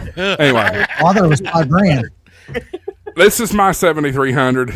I had it for about a year. Obviously, I've made the upgrade. I am purchasing the 7300 Mark II that Gigaparts has loaned me. I'd like to sell this. If anybody is interested in buying it, nothing wrong with it. Works great. I just like the features of the Mark II better. $750 and shipping at your expense, and it's yours. So does it come with the fingerprints too? It does come with the fingerprints. Just don't get me committed to a crime. But there you go. I'd wipe them things off. Yeah. Anyway, $750 and shipping at your expense, at yours. Or if you're local-ish, like within an hour or two, we could meet up. But yeah. Or send me an email. Meet them at in Orlando. I need to sell it before Orlando if I can get. He'll take payment all in pennies. No. Oops, I didn't mean to bring that back. But yeah, send me an email if you're interested in it, and we'll get it off to you. I can take payment via PayPal or. So, whatever the other one is. Venmo. I will say this and to help you sell that. If you're not looking for HDMI connectivity, if you're not looking for remote connectivity, and if you're not looking for the receiver port, side by side, the radios are basically the same. There's display is slightly different, but those are the three big things. So the hardware is the same as far as the buttons and knobs. It's identical. And the light, the power light is a different color because it does. Oh yeah, I did notice that. Yeah, well, it's because you can put it in standby mode that you can't do in the original radio. The Mark One for Mike K8MRD is either You're welcome, Mike. It's a Mark One. Yeah, this is a shutdown, standby or on. So there's different color LED in there. Cool. So it's like the 9700 then, because you can put the 9700 in standby mode for remoting it. Correct. Yeah. So it powers down and it does basically a wake on land when you reach out to it. Hockey ham says 700 pennies. No, no, absolutely not. And I will add that I do have the original box, the paperwork and everything for it. It up right there. Yeah. I will say the 7300 Mark II, the receive port and the built-in remote server on it is what piqued my interest. Everybody's excited about the HDMI. I really don't matter about the HDMI because I use capture cards to capture the radio anyways. So I'm not worried about that part of it. How do you plug it into your capture card? Ask Shadow Whisperer. My FTD X10 plugs right into my capture card, no problem. With what? DVI to HDMI. Oh, okay. DVI is a nightmare. I'm just saying. It is. Yeah, but see, plugging into a capture card, I don't have to worry about power. Check the comments, Josh. One with the Clippy is the icon. Ash Shadow Whisperer says, I know you're in Tennessee. Where? I'm in the Knoxville area. So there you go. Clippy. As the profile. No, the one above that. The one above that. Big icon collecting my data. Now I will see gout pills ads after scrolling 80 meters. What? After scrolling 80 meters, you've not heard the 80 meter joke. Guys on 80 meters are always talking about their health He problems. spelled ads wrong. Oh, it's supposed to be ADS. I got it. Okay. Got it, yes. That is funny. That's true. Hockey Ham Greg says original paperwork means ransom note to Gigaparts. If you want this radio back. All right, that's it. MTC Radio will sell it too. Yeah, there you go. By the way, speaking of Gigaparts, gigaparts.com, use coupon code HamShackTV, get double rewards points. Let's see here. We've heard from Levi about the Dream Rig. Marvin, or Dream Shack, I should say. Marvin, let's go to you. What do you dream of? So, I've been looking at doing a potential 4-monitor setup myself. And after I saw Levi's, it kind of like, okay, maybe I'll end up doing the black pipes because I've been trying to figure out how to buy the 4 monitor configuration setup. But I've got two 32-inch monitors and then two 27s myself. And so it makes it a little bit more interesting trying to get enough pipe to separate those when you're buying a pre-configured setup from, some of those like Vivo and some of those other mounts. So I may go back with something like what Levi's done on the 4-monitor setup to just because it gives you the ability to make that pipe as long or as short as you want. And then you can adjust those mounts like he had to make it work. So I've been kind of thinking about doing the same type of thing along those lines before I saw his. But now it kind of gives me a better idea on maybe how to go about doing it. I've got the radio. I've got the amplifier. So it really keeps the radio and a lot of that stuff off my desk, which makes the cables and some of that a lot more cleaner on the Shack setup. But I've got the mixer. I've got the the microphone, everything at the desk still, and it's I'm not far from it, but the only thing is I'm just using I've got a desk that goes up and down right now, and I really want to make it more in a permanent desk that goes in the corner. But in the studio that I have it at right now, we've got some chairs and a little bit of a bed in there that has to be in there for now until we get the house built. So I can't really do much there. But I really built the studio to have just for the ham shack itself. It could become a guest bedroom if you needed to be of some sort. But I've got 6 sound panels up on the walls, also to help with audio and bring some of that down in the shack in my place in Wisconsin. So that's going to help a lot. I'm looking forward to getting back there and getting the last one of those up to get that done. But, with my 65-foot tower I was able to do last summer, I've got the hex beam. I can switch between those two. I think I really need to get a 40-meter rotating dipole or a 40-meter beam of some sort up on the tower. I don't have that capability above. I can do 6 through 20 right now. So I'm a little shy there. But hopefully this next year I can find somebody that can climb the tower again and add a 40-meter antenna of some sort. I can make directional and swing it with my other one. I think if I could really change one thing I could have done was probably took the 65-foot tower and made it a crank-up tower versus a round 25 at this point. But that's the only significant difference I would have made on the tower side. I would probably like to go another 10 to 15 feet taller, maybe. I'd like to go about 80 feet if I could, but it's not, I'm not going to complain when I'm sitting at 1,100 feet anyway. So I'm sitting pretty good, almost 1,200 feet with the top of the tower.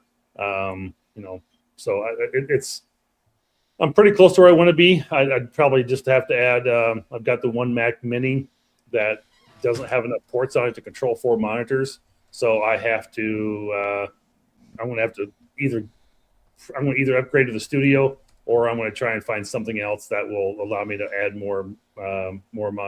do some monitors that have the USB-C Thunderbolt coming out of them, so I can do more direct connection right to the Mac Mini. But the one I have still only supports, I think, 2 monitors. So I want to upgrade the computer one way or the other.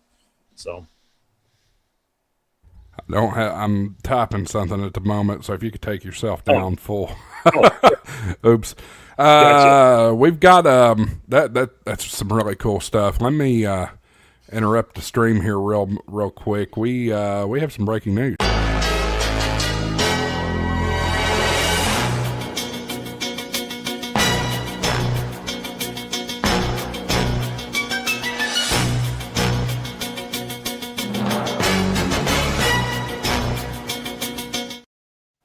Here's the breaking news. This is exciting stuff. February 5th, that is the week before Hamcation. Right here live on HamShackTV Live, I had just confirmed, we will have John N4 JTK, the co-chairman of the Orlando Hamcation, as well as Michael Colley, W4OL, who is the general chairman of Hamcation. So that's going to be awesome. Fun show. I'm looking forward to that one. That's February 5th, 8 o'clock Eastern time. That's the week before Hamcation. Very nice. Yeah, exciting. Very nice. Very dramatic for that, but I love playing my breaking news clip. That's the broadcaster in me coming out. Anybody have comments on Marvin's ideas? So you were talking about the monitors. I have a 4-monitor tree on mine, and it's a single support pole, and then 4 arms, or 2 sets of arms. Oh, really? Yeah. So, and I have a desk that goes up and down. What I feel like is I need to get some guy wires because it wobbles, especially with the larger monitors. So I initially had 4 32 monitors, 32-inch monitors on here. I have since taken 2 of those off and went to one of the 49-inch widescreens on the bottom. Oh, sure. But it still does bounce around a little bit. So I think separating the monitors and putting them on their own pole, or at least 2 above each other, one above the other on 2 separate poles, would probably be a little more sturdier because you're not flexing as much with the weight out on the ends of the cross arms. Yeah, I think the other thing about I'll be more on a fixed desk when I do that, Mhm. and so when that desk isn't going to move like the desks that go up and down do, because they have a little bit of flexibility in them. I think that will also make it a little bit stronger as well at the same time. So I think you're probably right about that. But putting them on a single pipe, and having one stacked on top of the other is probably a good way to go. So, I make a suggestion. what? So, like Levi's set up there with the black pipe is perfect, and if he has a fixed desk, if you wanted to put a little bit more weight onto it without bouncing it around, seeing as how it is black pipe, you thread it, put a 90 onto it to another mount to the wall to anchors, and that will hold it stable in place. True. I thought about that, or even going from pole to pole to give it top structure, but I haven't really felt the need yet. It is 1-inch pipe. I did get a good look at it. So, Hey, Levi. Mm-hmm. Just want to let you know we love you too. Yeah. That was my wife texted me in the curse of one keyboard for multiple computers. I don't know if it's coming across, but I am a little nervous. Better be glad you didn't. Better be glad you didn't go all out with the emojis there. There ain't no reason to be nervous on this show. We're just a bunch of guys hanging out. That's really about it. I try to make it look like a big deal, but it's not. Come on, Levi. He let her know hillbilly. He let her know hillbilly on this show. There's no reason to be nervous. Right. I mean, part of starting the YouTube channel is seeing the shows like this and stuff, and you guys just look like you're having a blast. So it's something I've wanted to be a part of. So we have a blast every week. So for me, it's felt like a little pressure, and I got really excited about this. So. Well, we have a clip to play. Let's play a clip. Money isn't everything. It's the only thing. And everyone has a price for the $1 Million Man. All right, let's. Kelly K1 SOE $10 super sticker. Thank you very much, Kelly. Appreciate that. We'll add you to the banner as well. You want to hear something really bad? Kelly's one of my favorite patrons, so absolutely. You want to hear something really bad? Go ahead, Jim. I guess I'm after you. I was. I think I've seen that actually live on TV. What? Did you really? I think so. I'm trying to remember. Levi knows what I'm talking about. Well, you were probably watching it too. Was that possible? WCW? That was that was WCW, Tim. Yeah. Which should have never died. Thank you, Vince McMahon, for screwing professional wrestling forever. So we were talking about WCW or WWF? WCW. Vince McMahon should have never bought WCW. We'll get back to you eventually, Marvin. Hey, Michael, you should know that was back in the 80s. Yeah. Oh yeah. I saw Sergeant Slaughter and Iron Sheik at the was it a SPAC? I don't remember. It was the WCW was in the 90s. RPI Fieldhouse. That's where it was. That was an amazing wrestling match. All right, Marvin. So I saw we were talking about my station in Wisconsin, and so I thought I'd kind of bring this one up. Wisconsin and Minnesota are probably being warned about exploding trees due to the cold weather up there. So exploding trees. That's a new one on me. Yeah. Yeah, that's crazy. I've heard of it before. I don't know a lot about it. Maybe he can explain a little bit more about that himself. I think is that like about the buildup of sap in a tree or something? Oh, it's the water content. The water content. Water content and trees stands and pops. Yeah, it literally the tree explodes. Josh, is it probably like a combination of the water content and then the tree getting cold and shrinking, and combination of the two? Yeah, that's what I figured. That's crazy. Yeah. Where's Chris Bowden when we need him to get a physics explanation on that? Right, no doubt. But I have seen a couple of you in the chat asking about Chris's license. It has been submitted. The FCC does have it. We're waiting on some paperwork, and I'll leave it at that. So yeah, it's processing. It'll happen. It's just going to take some time. Yep. So cool. Yeah. Let's go to Andy. Andy, what's your dream station look like? I'm going to show you a couple pictures of my current station, and then I'm going to show you my dream station. So let me get my. I have a feeling you've already chat GPT'd this. No. No, thank you. Not the ChatGPT doesn't come up with some really neat visualizations, but the radios are not on point. No. No, not even close. They are funny, though. Entertaining. In some cases, yes, indeed. So let me pull this up here. I'm trying to get my screen share to. There it is. Okay, this is my current station. Can you see that? Yep.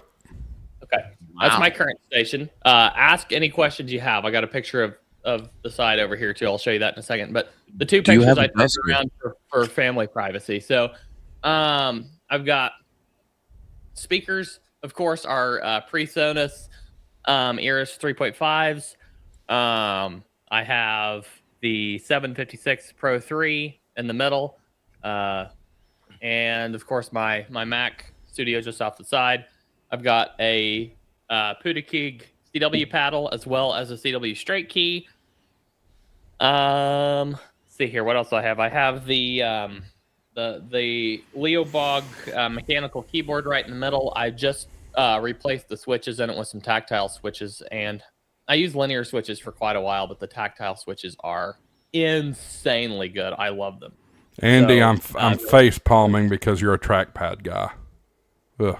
Yeah, I'm insanely trying noisy. it out. I really like the trackpad. I usually use. Well, I don't have it in here. Hey, Josh, you got to remember, Andy's I usually use a 22. trackball.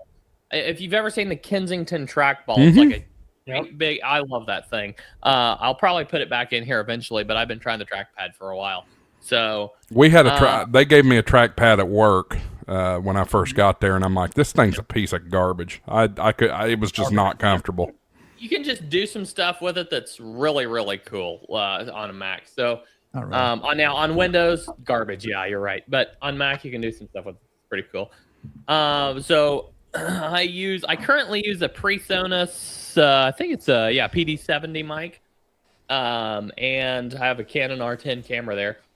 And you can see the Logitech pad there, the Logi pad there with the knob, and that thing's really cool. MX, whatever they call that thing, Creative Console. There we go. And then for audio, I've got the MicroStation BT over on the left side of the radio, and my main streaming audio mixer system is the Mackie DLZ Creator XS. I was between that and the Rodecaster. I think it's the Rodecaster Mini, I think they call it, or something like that. And I finally decided to go with this because it better suited what I'm doing. It is awesome. It's absolutely incredible. So, yeah, and you guys were talking about monitors. Just get a 43-inch 4K monitor, and it'll solve all your problems.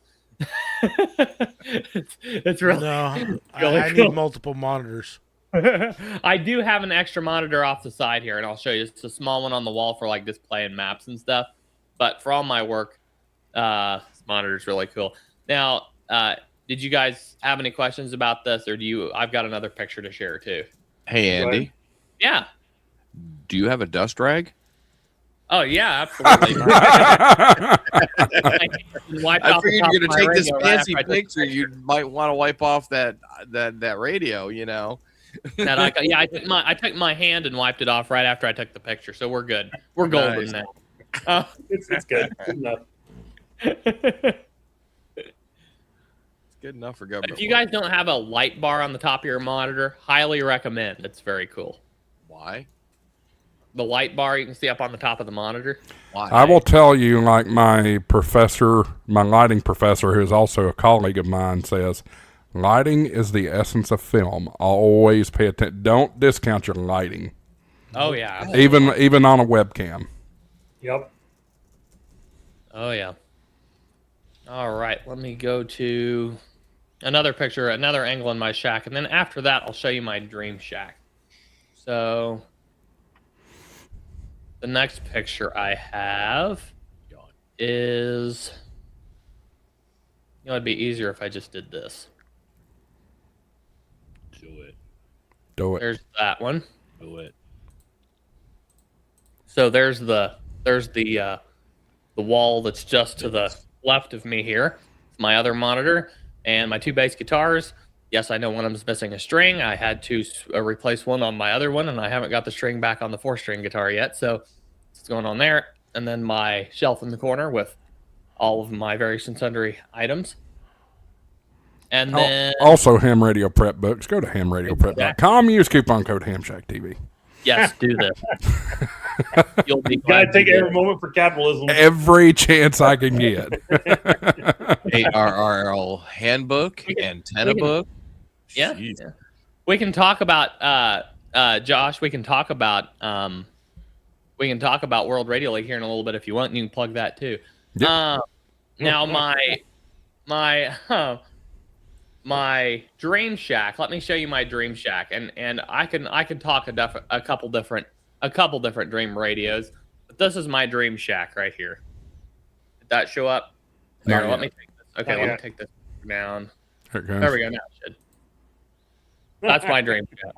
Oh, for Pete's sakes. I'm serious. This is ham radio right here. This is awesome. Bless America. Get out with a 5-watt radio, CW key, little portable lithium ion battery.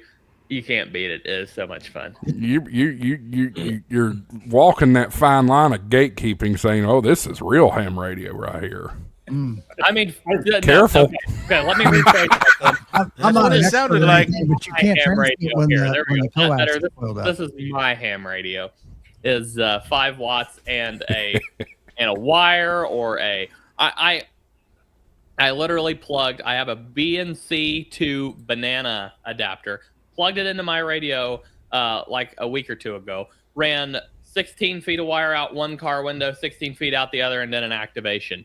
And you can just do such cool things with 5 watts and CW. And I have a video coming out tomorrow. Why I quit ham Hey, radio Andy, over you can do AM. that with singles. You can do that with single sideband too.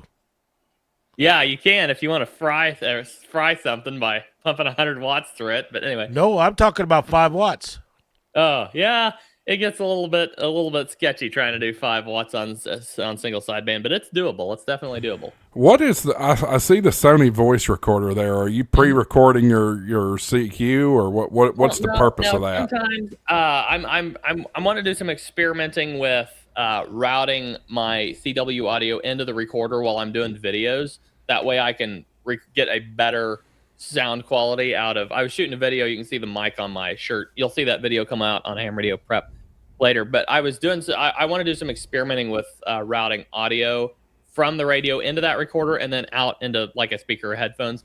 That way I can hear it, but it's also recording directly out of the radio. So better audio for videos. And this radio here, this is the Mountain Topper 4B V2. Awesome radio. I've played with the CFT1. I got the review unit a while back. It is awesome. The CFT1 is an awesome radio. I want one really bad, but I just don't have the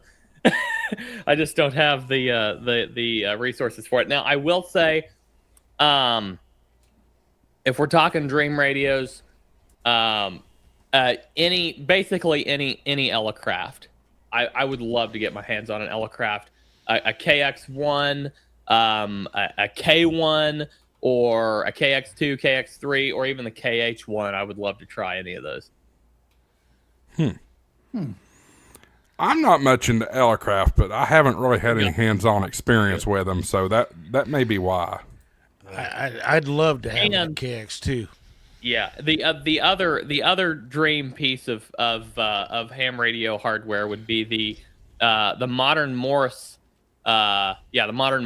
CW paddle in OD green with orange paddles. That thing is beautiful. I want one of those so bad, but he's not making them right now. So he's making them. He just doesn't have them for sale. He's like making up a stock, and then they go live and they sell out quick, and then he makes up another batch of stock. So they're hard to get. I've said it before, but every time I hear OD Green, I just think of Lieutenant Dan in Forrest Gump. That's all I can picture. Cool. Let's Tim left. How about you, Dave? Well, I guess and my dream radio, they're not even making anymore, and that's the Kenwood TS990. Mm-hmm. That is an awesome radio. If I could get a hold of one, even used right now, I'd be all over it. But I'd like to be able to set up some satellite antennas here at the house. I found you one. More property than I have right now.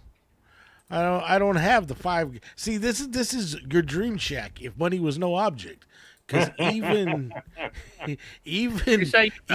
used, you're gonna spend $5,000. Well, see, you're finding one on the eBay that's brand new price. $10,000. That's what they sold brand new. I'm not I'm not gonna buy a used one at that price. There's a used one for $8,000. If you watch the Hamfest, you can usually pick them up for about $5,000. There's a used one for $6,500. Yeah, that's more reasonable. But I don't have this is my dream shack. But yeah, I'd love to be able to set up for satellites and everything, and they're just the Kenwoods. If they were to get back into the ham radio side, and they never will because commercial. If they were to get back into the ham radio side full blown, they'd beat everybody with their equipment. They always have. All they're playing with now is VHF and UHF. It seems like, and that's probably all you'll really see, because their money is on the commercial side. Kenwood makes awesome radios. I wish my 570 was still going. It was awesome. That would be my dream shack, but I also need to get a little bit bigger property than the builder's lot I have right now. Yeah, that's cool. That's cool. I've never fooled with anything. I take it back. I've done a Kenwood TS2000 at a field day or two, but I other than that, that's all the experience with Kenwood HF that I've ever had. Yeah. So their radios, and that was a great radio, but you had to get the modules for it. Mm-hmm. Yeah. Tim, let's go to you. I mean, you've already got a flag. He already has his dream shack. Yeah, he's got the 7300 Mark II. I mean, what else could you want? Absolutely. That's all you need, right? So, actually, about a year ago, my wife just said, "You know what? You're done. I'm kicking your butt out of the house." And she built me a building out back. It is a he shed. He's got his own kitchen in it. I do. Wow. I have a full bathroom. I have a full shower. I have a kitchen. Yep. And I've got a giant room here to hang out in and do everything that I do. So I work from home. So this is where I work out of. I do YouTube videos and stuff, and that's where I do my studio. And then I've got ham radio in here too. So, radio gear racked up behind me. I don't have an amp. I do have an amp. I'm not gonna lie. It's out in the garage. I don't have it hooked up. It's an older tube amp. And so I'm looking at some more solid state stuff, and I don't have a tower.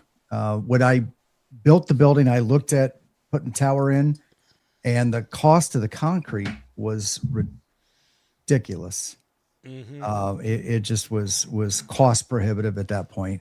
I've got a DX Commander out back. It works great for what I do. I can fly an infed half wave, and so I've got the ability to switch between vertical and horizontal. Both my radios have the ability to have receive antennas, so I can put a loop on the ground if I'm having problems, and it's nice.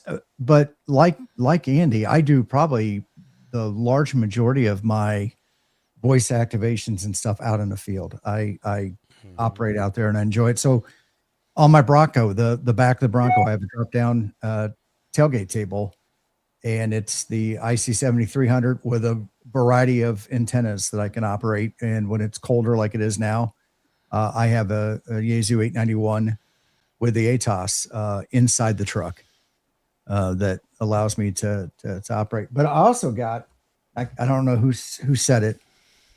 Here's my other. Don't tell me that's a KX2. That is a KX2. Aha. And awesome. How much you want for that set? Not for sale. I was gonna say most people that got a KX2 will not give it up.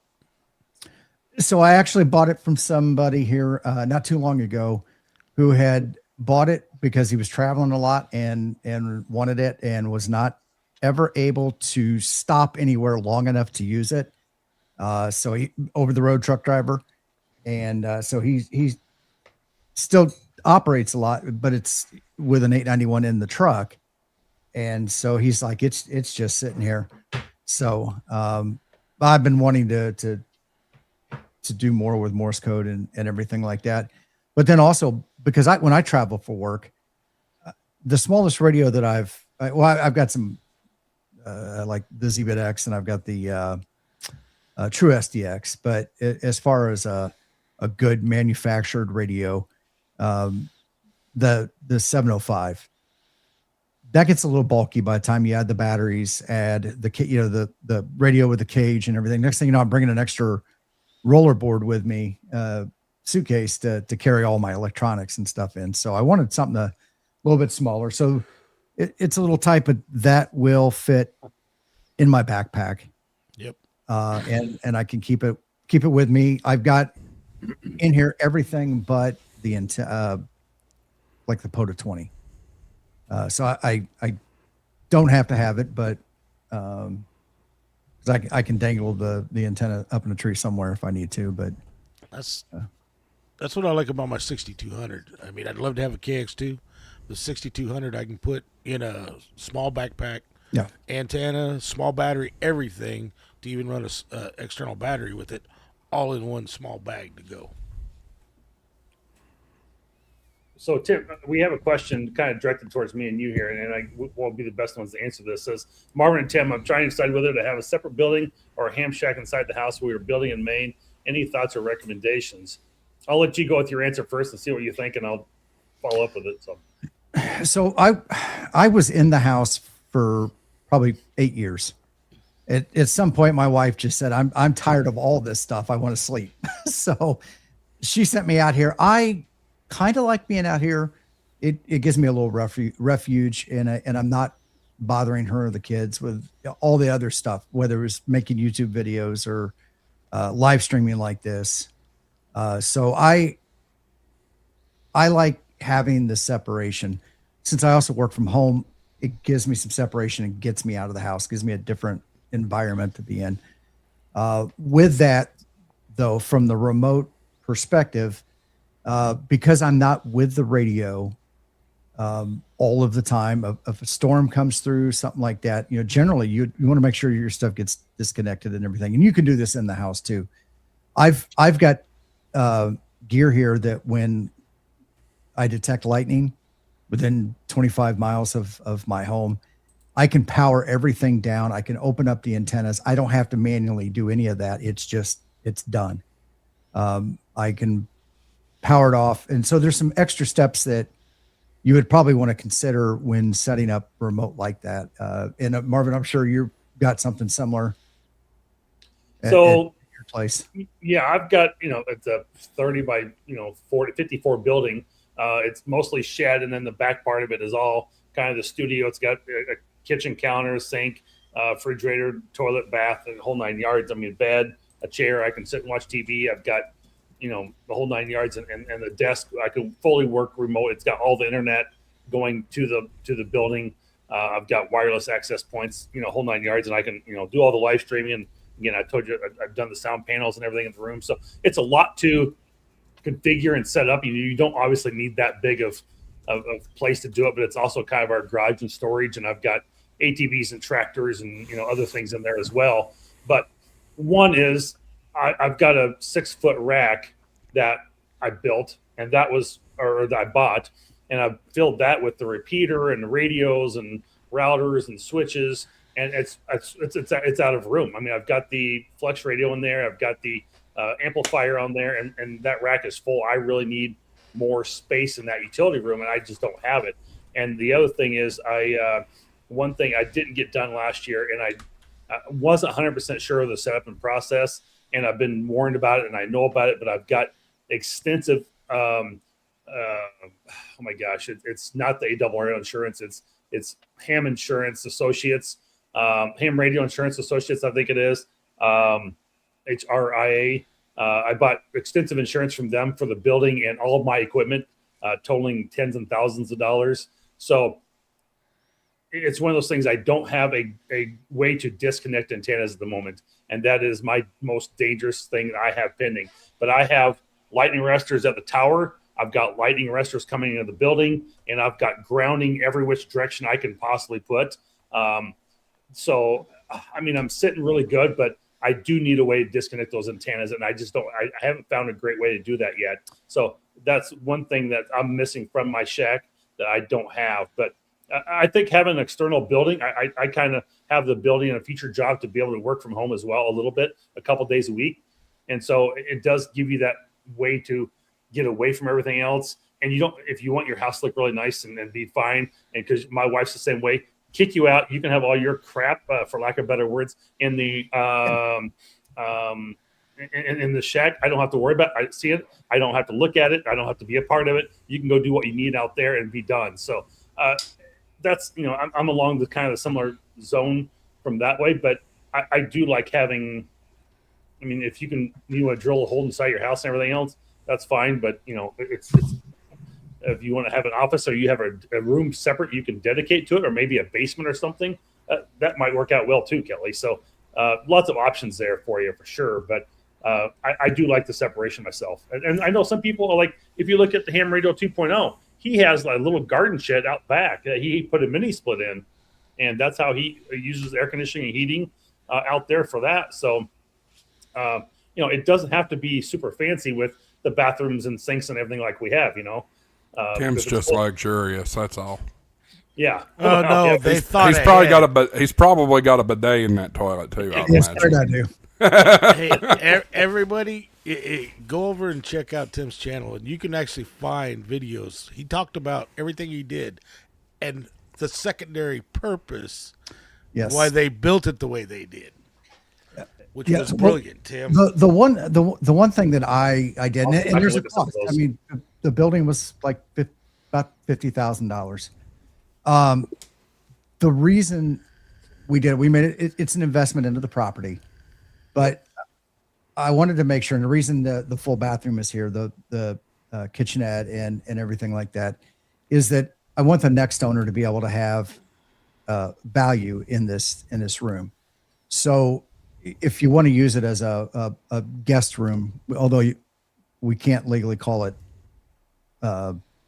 like a bedroom, we can't do it. It's not living space per se, because we'd have to make modifications to the septic system.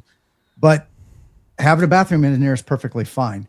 But if you needed to have a mother-in-law's quarters or something like that or whatever, it's here. Yep. You know, Yep, if they need exactly. another remote office room, I think, although a lot of people are starting to go back to the office and work, I think remote work is a permanent thing now, or at least a semi-permanent thing for a lot of people. I know for the rest of my career, I'll be working from home. So you live in one of those unfortunate locations with building codes then. So I'm in the county, but yeah, we do have building codes. But I've worked in construction sales for years, and the counties with building codes are a nightmare around here. So the building codes, you know, I was there for the whole process. The code process wasn't that hard. The only thing is that they said if this was, quote, living space, an extra bedroom, we would have to upgrade our septic system to a larger field and a larger holding tank. Okay. Other than that, I mean, the fact that it's just a room that I could hang out and watch TV in and do radio stuff. I could shower and toilet there all day long without any problems. Yeah. Well, you all bring up some interesting points. As some of you know, we're in the process of trying to sell our house, and we had a showing today, and my understanding is that the potential buyers anyway, were looking and staring at my antennas like crazy. So that I would imagine when they came in the house and was in my shack too, they were looking at my desk like, what the hell is all this stuff? They probably saw that 7300 Mark II and are like, how the hell did he get one so early? Probably. Just call my friends at Gigaparts, HamShackTV. But anyway, if you are doing these modifications to your home, whether it's an outbuilding or in the house itself, you do have to keep that in mind when you do go to sell. You know, what does this stuff look like to a buyer? And that's something I really haven't thought about. So to that point, when we built the building, I had a access panel put in on the back wall here. So right behind me, you can see I've got panel up where like it's just like a telco room. So I've got stuff mounted to it, a station controller, Raspberry Pis, and stuff like that. I've got a 2-post telco rack in here, a 19-inch rack that I can mount network gear and stuff in, radios are in. And I've got that panel. So all my coax goes out through a structured port through the wall. There's the box outside. It's got a copper ground plane in it. It's got grounding wire in there, got grounding strap, and then all the feed lines go out. So it's there. May not be. Is that a KF7P box? It is, yes. Yes. Those are really nice boxes. And that's what I've got on the outside of mine as well. Super sharp boxes to have. So KF7P Metalworks, you can look him up online and he'll custom make whatever box you want for him. They're not cheap boxes, but they are well worth it. So I like what Wild Radio says here, Wild Radio 73. Sell them on emergency preparedness aspect. You're saving them money in the future. Unfortunately, I don't have access to talk to the buyers. So, yeah, that won't work.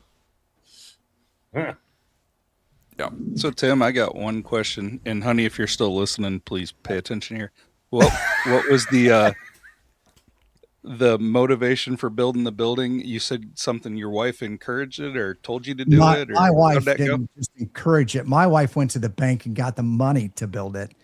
So that's what I wanted to hear right there. Yes.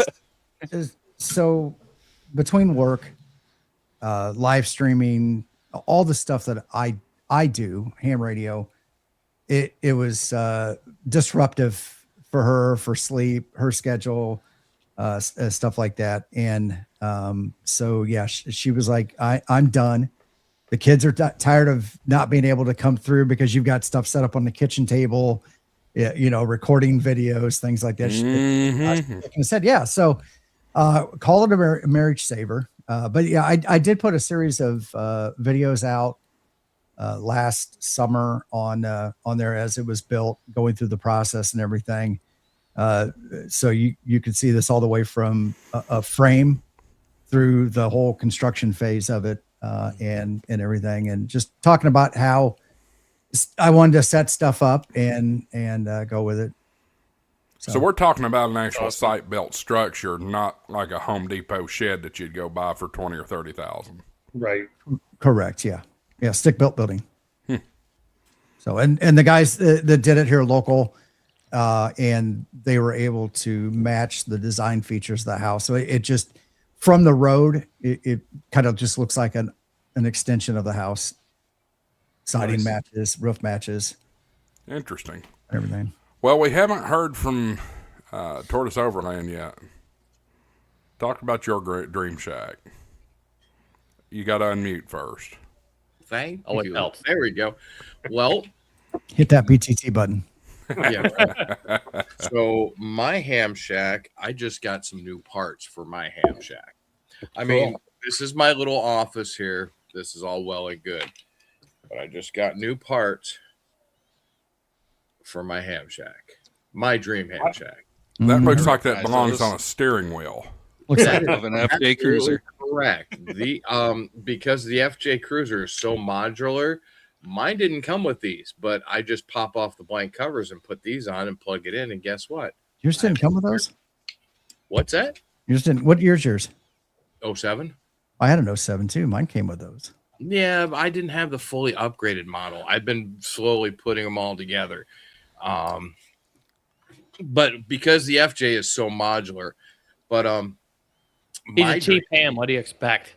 Didn't have the fully upgraded version. No, I'm kidding. I paid $15,000 for a truck with 150,000 miles on it. No, I am not cheap. That let me be clear. That is not a truck. That is an SUV. No, it's not an SUV. This is not an SUV. My F-150 is a truck. A Tundra is a truck. That's a truck. That is an SUV. That is No, not the an FJ SUV. Cruiser is not an SUV. That's a truck. If it ain't got a bed, it's not a truck. It's got a bed. It's just full of shit right now. It's probably closer aligned with the Jeep family of. Sure. You can't curse me like that, sir. You can climb straight up a tree in one of those. I can climb up more than a tree. Yeah. I've got a Tundra now and had a 2012 FJ, and I called them both trucks. Hey, here we go. Here we go. Del Fargus. That's a porcupine. Actually, it's more of a unicorn. Yes. So this this little truck right here, I mean, I've got all the bands in it I need. I've got an ATES 120 Alpha off the back. I can go wherever I want, whenever I want. 4-wheel drive, 3-inch lift. I go. This is in the Allegheny National Forest just after an activation. I figured, you know what? I'm going to take a picture out in the snow. What the heck? So, but yeah, I love my truck. But this is my ham shack. You know, SUV. I pretty much make more voice contacts in this truck than I do at home. So if you do a quick search, Toyota actually classifies it as an SUV. Thank you. Care. You're getting double your salary, Marvin. Get 2 times 0. But no, I love it. And I will put that up against pretty much any Jeep. So you're saying your dream shack, Michael, is mobile. Subaru up against the Jeep. Well, yeah. I've got a box in the back, and this spring I'm doing a whole lot more. I've got 200 amp hour worth of power in it. I've got a 3,000 watt. I got 3,000 watt inverter into it. I pretty much live out of that stupid thing. Why am I looking at my microphone when I talk? I pretty much live out of this stupid thing. I love it to death. And, you know, people at my wife's work is like, oh, that thing is a piece of junk, blah, blah. And my wife's like, he loves it, and he will drive that thing till the wheels fall off. It's already on its second engine because the prior owner didn't know how to change the oil. So it's 210,000 miles on it, and I'm still driving it. Cool. I had one. I bought it in 2007. I traded it in 8 years later with 400,000 miles on it. Wow. Yep. There you go. Still got $8,000 trade in. Wow. That's crazy. They hold their value. That's great. Yeah, they very hold their value. Yeah, I mean, I paid 12. 15. I paid 15 for one that had 150,000 miles, and it was from down south. It was from Georgia, and it had 0 rust on it. Now it's got a little bit of rust onto it. I keep the box frame clean. I keep it clean. I keep it painted, and I take care of it. But that thing will go any place I want it to go. I had the red 2012 Trail Teams, and I bought that new. I think I paid 36 at the time for it, but I sold it after 10 years and 140,000 miles, and I sold it for 24. So, yeah, it was the worst decision I made. Honestly, I wish I had it still. See, everybody wishes they still had theirs. Yep. And Josh, when you in this storm coming up this weekend, if you need me to come pull you and your pop-up camper out of the snowdrift, let me know. Yeah, pop-up campers in the yard. Now my truck is not front wheel or four-wheel drive, so I've got sandbags in the back of it. Julie brings up a really good point. I'm sitting here messing. We're Mike and I are chatting. laughing. We're in the chat, and we're talking. I said 3 weeks to Orlando, and yeah, we're excited about it. And then she has to remind me of this bullshit. No, no. That's not yes. You got those stickers on there yet? Yes. Yeah, you got stickers on there yet, son? I have gone and tried to find something, but I can't find a design that I like. So- Just What do you want? done on Amazon. There's a bunch of people that make decals. Just tell them what you want, and they'll make it. I don't know what I want though. That's You where I'm just screwed hit up. dummy load. Chat GPT or or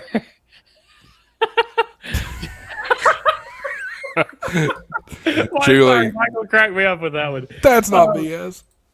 Chat GPT or Gemini just generate you a nice design, send it over to what's the folks in Missouri? What Ham Crazy? Have them get you a stuff magnet online. decal. Or yeah, there you go. Ham stuff online. Does he do magnet decals? Oh, yeah. I don't know cool. how There you, you go. you guys are getting stuff from Ham Crazy. Nobody local can get anything from him, Andy. He won't Oh, respond to nobody. We keep him You too better- busy. You better get them stickers on it before you get to Orlando, because there's going to be a lot of hams that might have stickers with them. Yeah. Julie's going. Like Julie. Julie's probably going to put POTA Power stickers all over the camper if I don't do that. I got a commemorative sticker to go on there for you, Josh. Marvin, get with Michael and have him draft me something. Oh, he will. Oh, yeah. He did. Nothing- He just did a bunch for my wife for work, and they just went over crazy. I mean, he did some awesome ones. They were doing like they made over 100 pallets in one day, and so he made it where they said they just crushed it, and the pallet looked like it exploded. Whatever. I don't know how in the hell he did it. He did a great job. It wasn't AI either. So Wild Radio 73 said that there are probably 3 church ladies near him that have near you, Josh, that have a cricket machine. Just saying. Well, here's what I'm looking for. I'm only going to put it on the back because I want people to see it as I'm going down the road. I don't want anything huge. No, you need it emblazoned on the Oh side. no! Side. We have to read it from at least 5 car lengths away. Yeah. I mean, I'm not against that, but I don't want to put it on the sides. Is what I'm saying. I want to put it on the back. So yeah, have somebody come up with something. It needs If I to be like it, I'll do it. It needs to be too big to read if you're standing 6 feet away from the trailer. I just don't want to get killed by Julie when I get to Florida here in 3 weeks. You better have a dummy load sticker, something with dummy load in it on the back. That's what she said. Can I use one of those erasable markers you can get at like O'Reilly's No. or something? Not a sponsor. No. Okay. The bare minimum is Sharpie. Plus, you can put this on your truck or on there. Nah, I like that though. But nah. Hey, all right. Let me do mine real quick, and then we're already in overtime, folks. We're 8 minutes over. Yeah. Here's what I want. I am completely immersed in the ICOM. I about said something bad. ICOM ecosystem, Hey now. and this is what I want right here. 7760. Yeah, that's a nice yeah. radio. I have never actually put my fingers on one of these radios before, but Beautiful I was radio. very, very impressed with the 7610 that I operated at Field Day a couple of years ago. Is that And- 200 watts? Yeah, these are 200. Nice. They don't have HDMI. Do they not? Nope. Well, by the time I'm actually, yeah, you're right. Yeah, well, you They don't have anything. No. No video out whatsoever. you don't need it because you can run it remote. No. true. But oh wait, external there you display. There you go. Oh, It's on the back of the control head, but it's still not HDMI. It's No. is that DVI, I guess. That is. Yeah. Yeah. I mean, look, by the time I'm ever able to afford one of these, they're going to come out with a new model that's going to have HDMI, I'm sure. Just So that's what I want. No one here has really talked antennas tonight, which kind of surprised me. But your antenna's not technically in your shack, so I guess in fairness, the question wasn't asked. Speaking I of talked about a satellite array.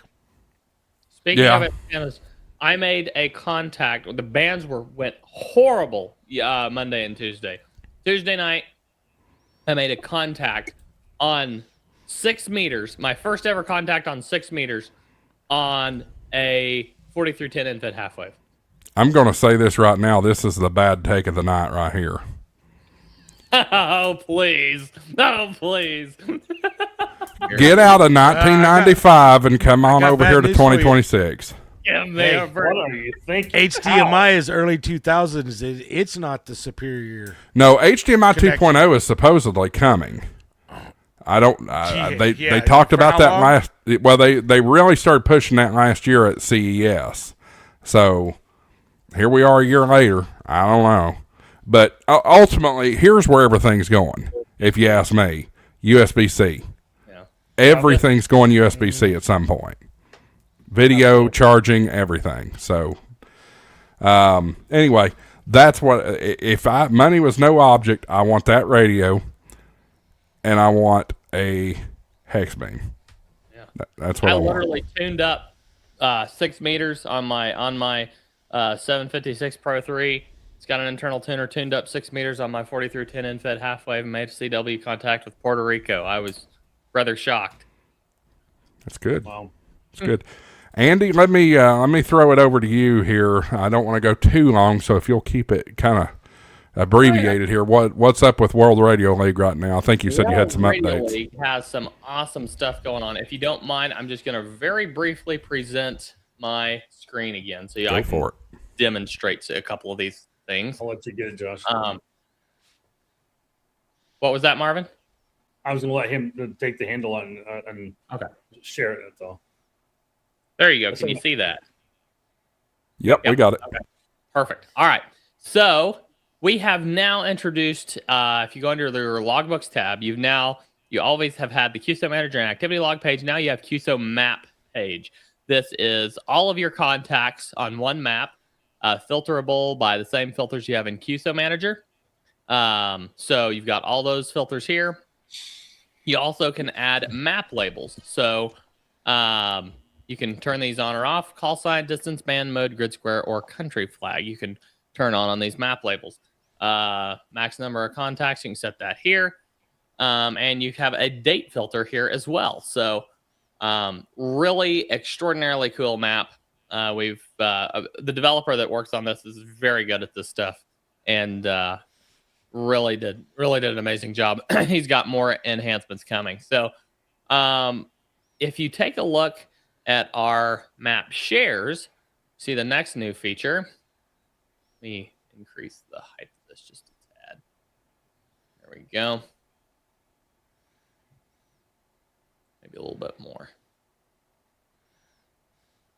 There we go. Okay. I've got too many tabs open, and so it's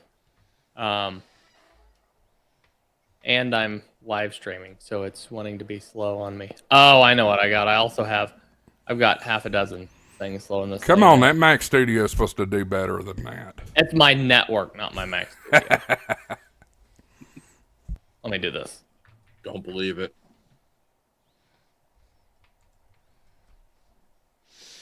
Let me do this.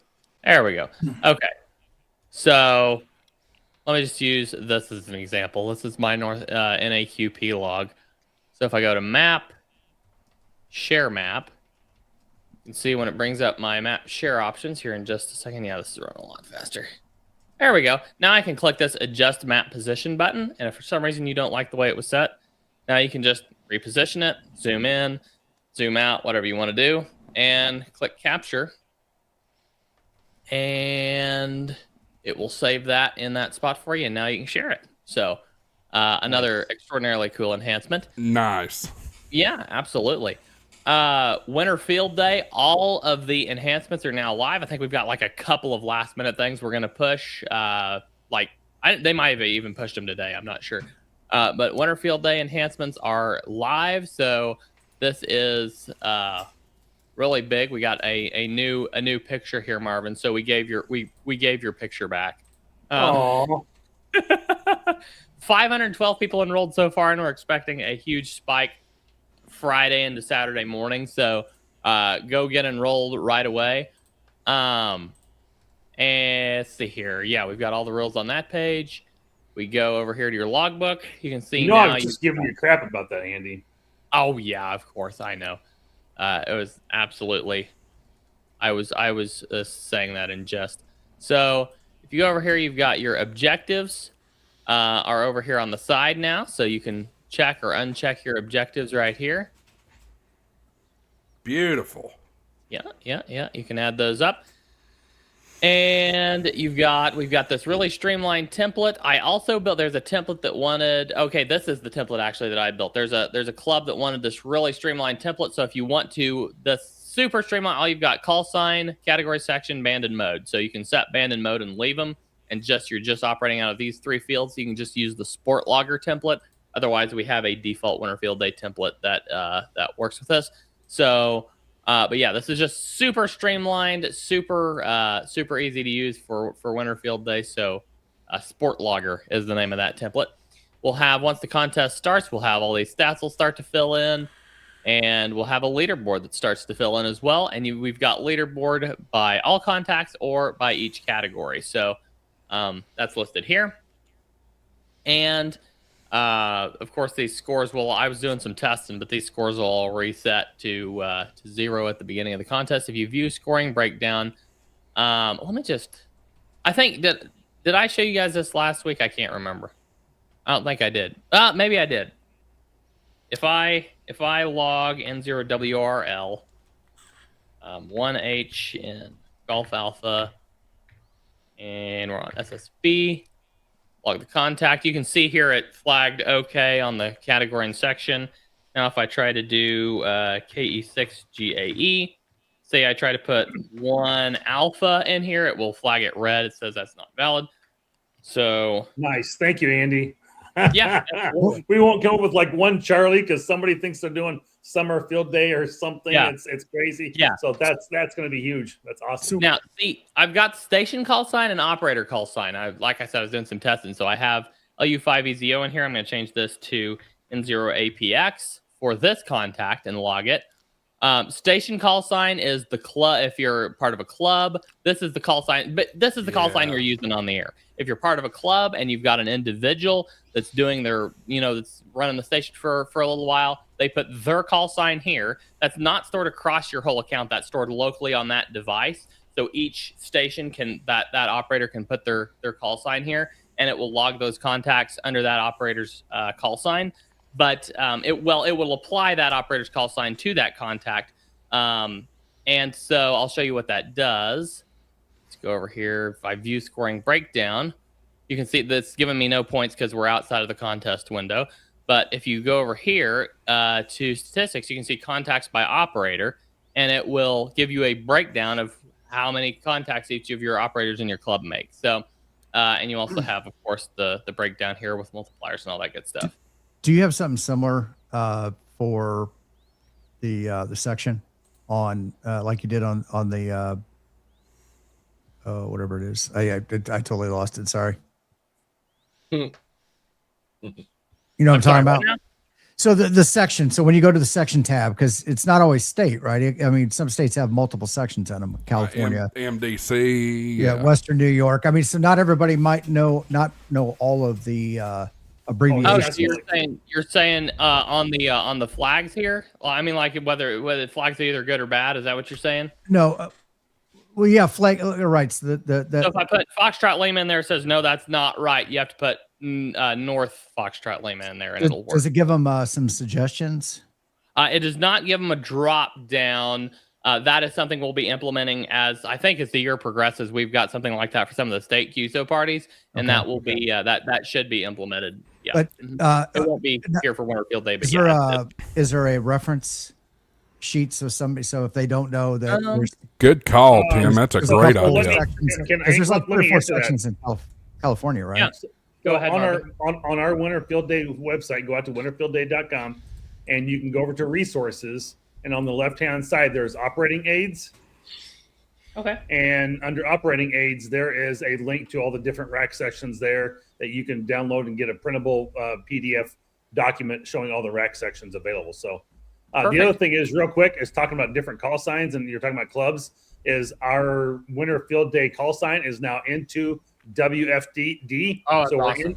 we're into Winter Field Day, and one of our board members will be operating it out of Texas on Saturday. Yeah. So go have fun with that one. So try and find into really WFD. Cool. Yeah. Do we get like a times 10 multiplier for working him? No. Tim, did you find that document? Which Were you looking at for that resource of all the different? well, no, I was asking if they had integrated something into the logging we haven't program. integrated that yet. That will be coming in a future update, I'm sure.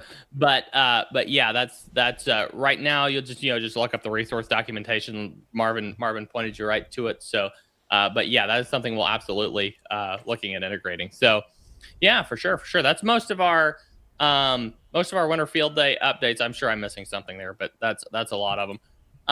We've also added this lock icon to the mode. So if you're in a region other than the US band plan, and the frequency, like you put in a frequency and it goes to the wrong mode, just lock your mode down where you want it and it won't change when you change your frequency. What else we did? We did a lot this week. I'm not remembering everything off the top of my head that we did this week, but join us at the World Radio League live show, the World Radio League show every Monday at 2 p.m.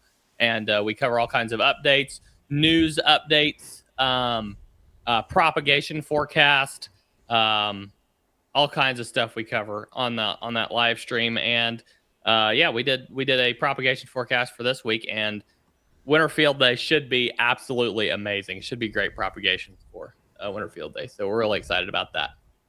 Yeah, that's I think that's pretty much everything for me right now. Looks like band conditions are on the improving side. They're not great yet, but they're getting there slowly but surely. So yeah. Well, thank you for joining us this evening, Andy, the space weather man.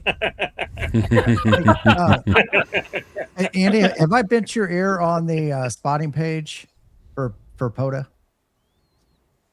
I don't think so. Oh, okay. I noticed the other day when I was live streaming that well, I mentioned it. I've noticed it before, but just in general, being able to filter out countries or regions that may not be of interest. Like on 40 meters, I don't care about really anything outside of like the United States, Canada, and Mexico, or North America in general. But if I am on like 20 and 10, I would be more concerned about Europe and stuff, and being able to filter out the European stations on 40.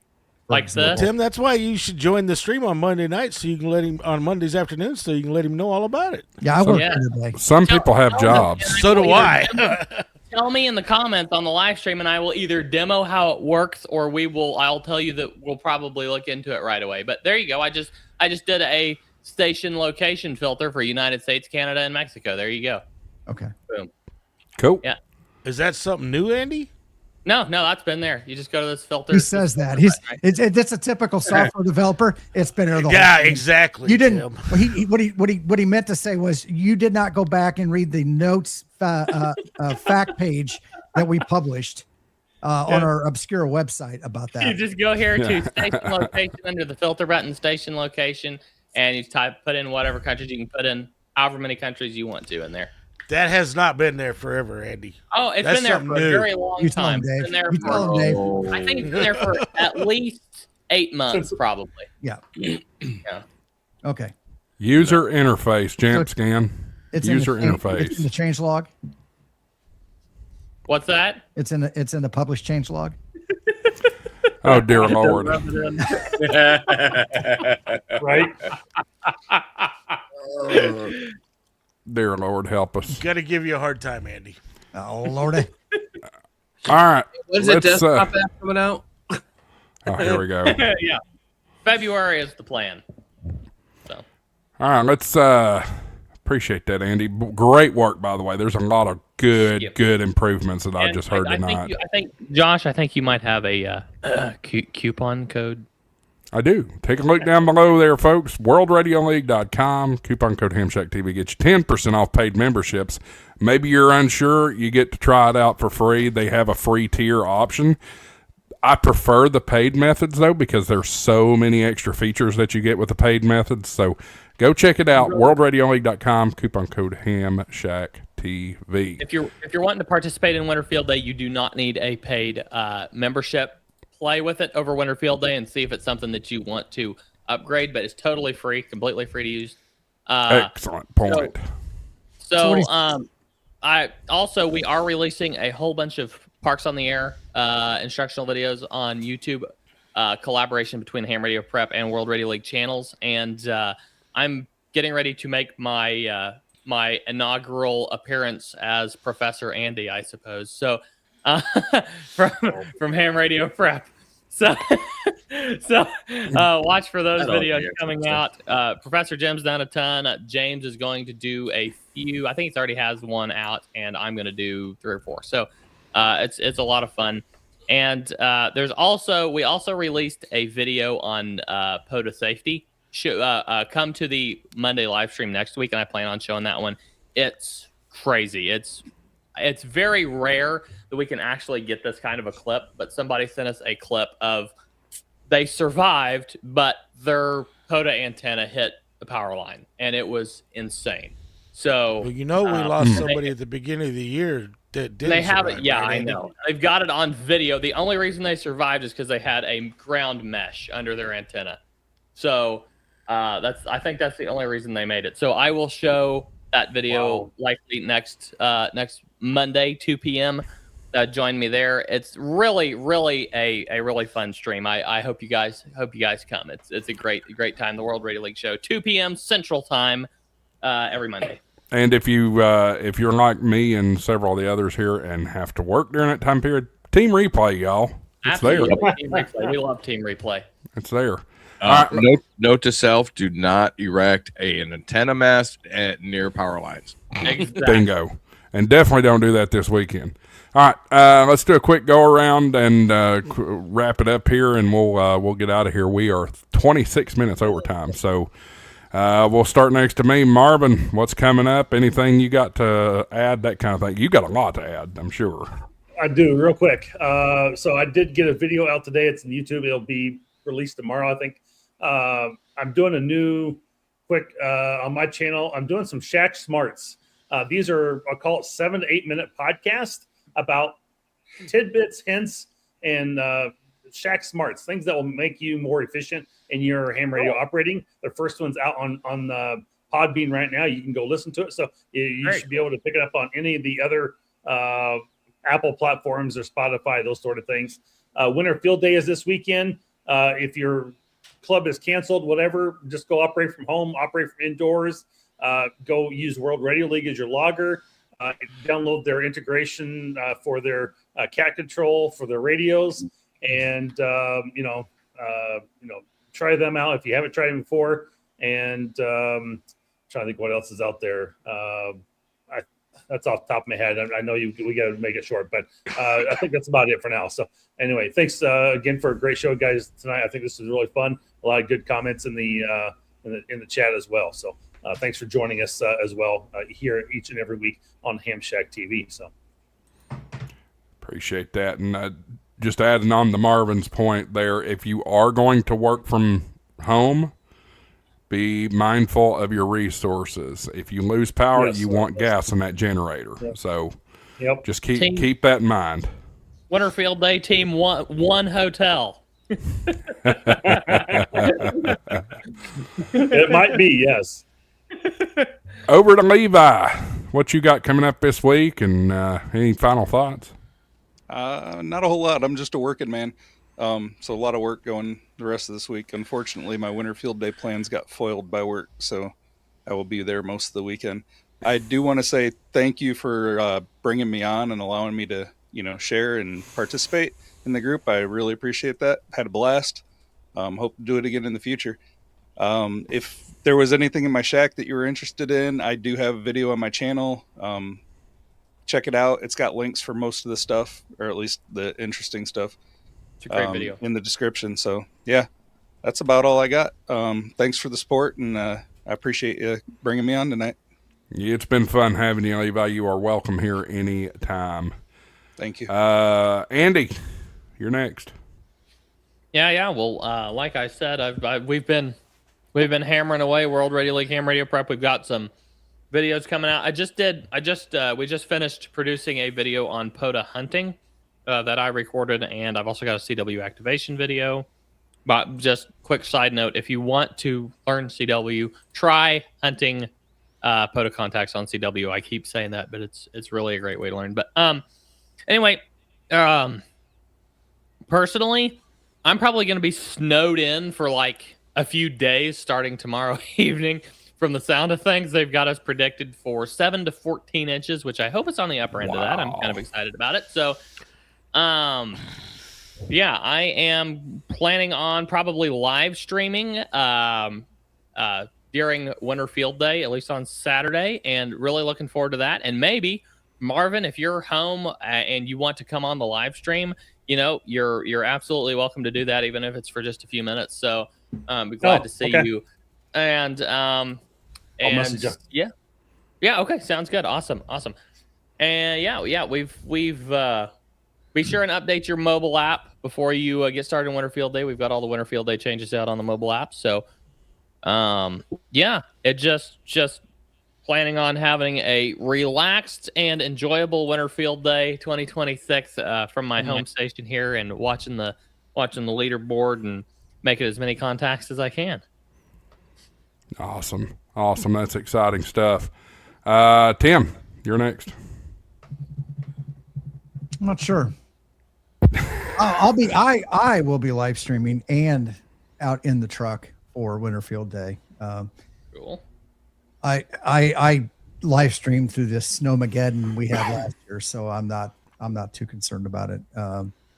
But I will be safe. If I need to come and operate from home, I will. But other than that, I've had a few comments on videos of mine. You know, will this thing do this? Will this do that? So I think what I'm going to do is probably use those as short video ideas to basically answer those questions. I figure if one person's got the question, I'm sure other people have that question also. So I'll be doing a series of those and getting ready for Orlando. Yeah, I want the warm weather, but I don't want Dayton just yet. Let's do Orlando Tim, first. You're going to be live streaming safe in the truck. Will the ATOS work? Oh yeah. So I'm going to go probably with the spool antenna again. I've used it for the last 2 Sunday live streams, and it's worked great. And I'll probably have the 7300 Mark II in the truck with me. I've got about 500 amp hours of battery in the Bronco, so I'll get a couple hours out of it at least. And Marvin, you didn't see the stream. You say, "Oh yeah, it'll work." It actually froze. Tim couldn't get it to work one morning. It was that cold when he was out in the park. Yeah, it was really 4 below zero. It froze up. Out. So I have never had mine freeze up yet, and I'm obviously up here in Northeast, and it's also Minnesota, Wisconsin. I've never had it freeze up on me yet, oddly enough. Crazy. So interesting. Yep. Cool.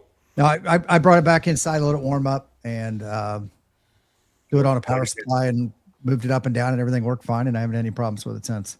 Wow. So. Super Dave, you're next.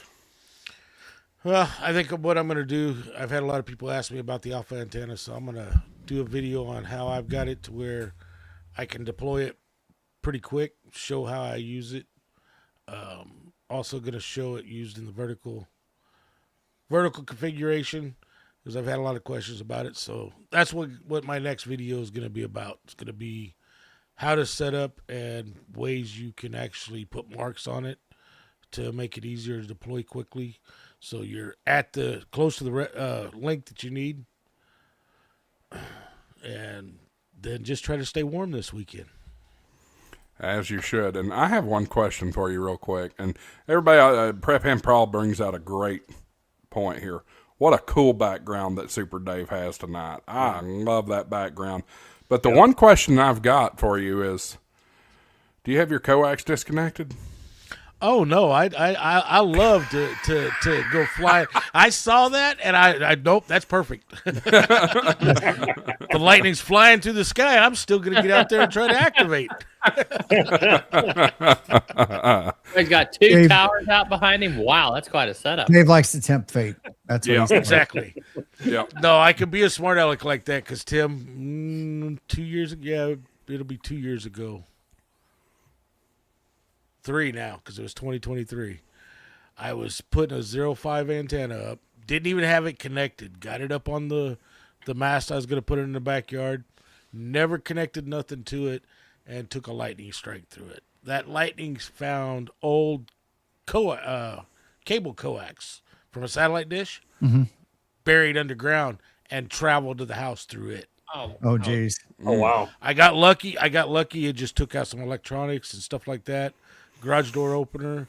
But I mean, that traveling to, and luckily where that cable was, I think part of why it didn't get as bad in the house, I think it went to the earth ground that was right there at the power box. They make a good point in the chat. They said we are talking about our dream shack. I mean, a lightning resistant radio. There you go. Yeah. That's a dream for sure. Right. All right. Let's go down to Michael. What you got coming up? Anything cool? Well, yeah, I'm going to be doing lots of plowing this weekend. The work plow truck will be engaged come Sunday into Monday and possibly Tuesday. Going to be on a emergency alert because, for public safety radios, et cetera, and police departments and fire departments is the ones that we take care of. And I am going to try to do Winter Field Day. Marvin, can I unregister my mobile and make it a house? Yeah, Winter Field Day? Oh, yeah, absolutely. I mean, you should have.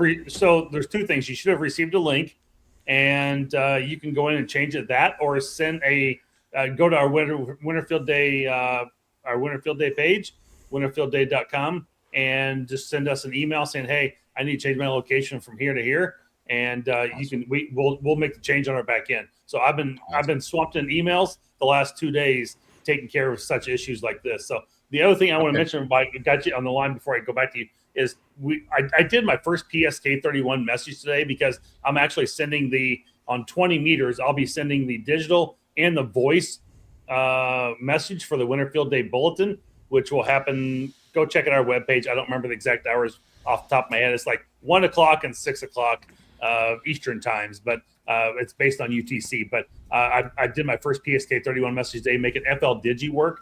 That was super freaking cool, and I loved it. And it was with one of the people in the chat this evening, Kay out of Pennsylvania, and that was super fun. So we're going to be doing our Winter Field Day message via PSK31, and it's talking about safety a little bit too as well. But you can certainly change it. If anybody else needs to change their location, just send us a help desk or follow that link that you got in your original email. Well, I see your background, so I'm thinking that you're in Worcester. I'm in like Southampton, here in Massachusetts. So if you need snow blowed out or pulled out, give me a call. I'll drive up there and come and get you. Just use coupon code HamShackTV. He'll give you a discount. But yeah, that's going to get old at some point if it isn't already. I'm going to try to get a snowblower. Yeah, right. I've got a snowblower. I'm good. Okay. I'm going to try to get out this weekend and do something with Winter Field Day. Obviously, I'm going to be in the house for most of it. I'm going to say this. If you haven't prepared for this storm coming up through from Texas all the way up to New England, you're late.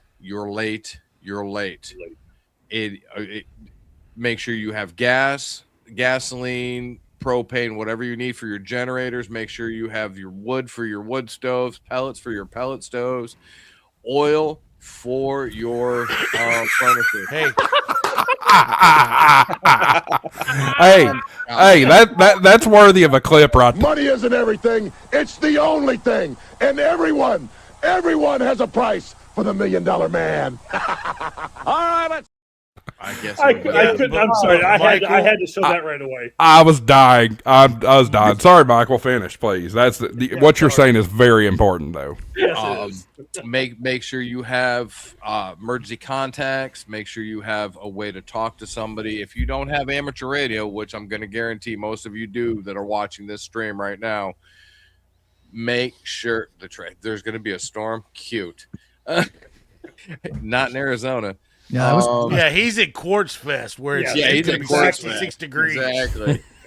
But yeah, make sure you guys have ways to talk. I mean, even if you have a Starlink, mini Starlink, something, Make sure that you have point of contacts, et cetera, and you guys are prepped for food and everything else, because for some of the ice that's coming up through, it's gonna be harsh. So, And they're talking about some areas 1 to 1.5 inches of ice. Well, you saw that one model run that, even though I discounted it, but that one model run had 3 inches of ice in Georgia. yeah. Yeah, it's crazy. But that's gone north a little bit now, though, too. That moved north. Ryan Hall just did one 2 hours ago, 3 hours ago. It is moving north, but it is going to be ice from Texas all the way up into Kentucky, into Virginia even.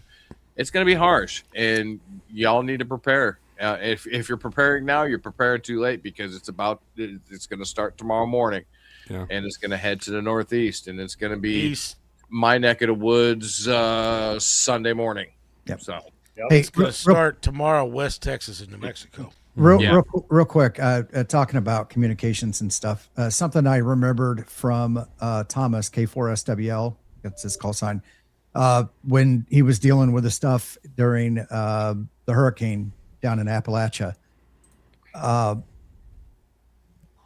Wi-Fi calling for your cell phones, you have to be connected to a cellular carrier through the cellular network to be able to enable Wi-Fi calling. Yes. For the first time. If you are not, if you're waiting, if something happens and your infrastructure goes down and you have not enabled Wi-Fi calling, it will not work until you can connect to directly to a switch through the phone system.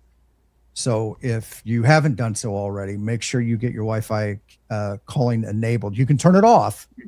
It just, you have to have it enabled to once on the network before you can switch over to it. I just found out that I have satellite texting on my Pixel Pro 10. iPhone's going in that direction too. Oh, so yeah. All right, let's put a bow on it, guys. If you'll hang out just a minute, we'll have a short debrief, not long. Appreciate everybody watching tonight. Of course, we're 46 minutes over now, so appreciate your patience. Most of you stuck around, and I appreciate y'all sticking around. Hey, one thing I wanted to do really quickly before we go. Those of you that stuck around, I want to give y'all a reward for sticking around. I can't do this every week, but I'm going to give 5 free channel memberships out right now. And let's see who gets them. Those 5 people are Terry Bailey, Terry with a Tango, KQ4MDM. Good to see him in here. Dupa, I hope I'm pronouncing that right. Tracy Kennedy, KE9CKM, and Waterhead 1027. Congratulations, you all. You have been gifted channel memberships. It means you have access to the exclusive HamShackTV emojis, as well as any videos that I have pre-recorded and pre-posted. You get access to them before they post. I'm behind. I have nothing in the can at the moment. We'll try to fix that, especially if I have more time this weekend because of the snow. But anyway, folks, got a lot of stuff coming up. We're going to don't know what next week's stream is about yet. We'll figure that out later. But we've got here in 3 weeks, we're going to have the chairman and the commercial co-chair of Orlando Hamcation on the channel. Yes, folks, we're about to go into Hamfest season. I'm excited about that. Get ready for the HamShackTV Hamfest Tour, 2nd annual, fueled by Ham Radio Prep and World Radio League. We appreciate those guys. Again, World Radio League is tonight's sponsor. Please go check out worldradioleague.com. Use coupon code HamShackTV, get you 10% off their paid memberships. Guys, please stay safe in this severe weather that's coming through, the severe winter weather. Please use common sense. Stay alert. Pay attention to the National Weather Service and stuff like that. I want to give a word of warning, though, and my friend James Span, W4OW, or WO4W, would also share this sentiment. Heard Ryan Hall and a few others mention tonight. Please don't believe everything you read on social media about this winter storm. Some of it is sensationalized because, just like me, we're out here to get clicks and views. That's just part of the business model, unfortunately. So have multiple sources to get your forecast from: local TV, National Weather Service, and maybe some folks on YouTube or something like that. So just be safe. Use common sense.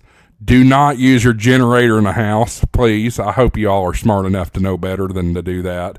And also, be thinking about preserving any gasoline that you have, or diesel for that matter, in a generator, just in case you lose power. You may need that resource for the power outage, not necessarily a ham radio competition. So anyway, I'm enough lecturing.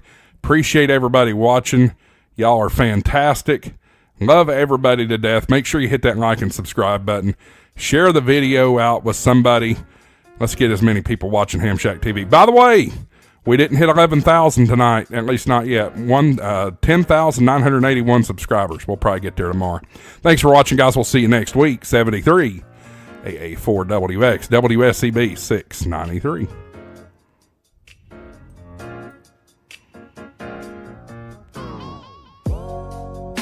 Money isn't everything. It's the only thing. And everyone has a price for the $1 Million Man. All right, let's...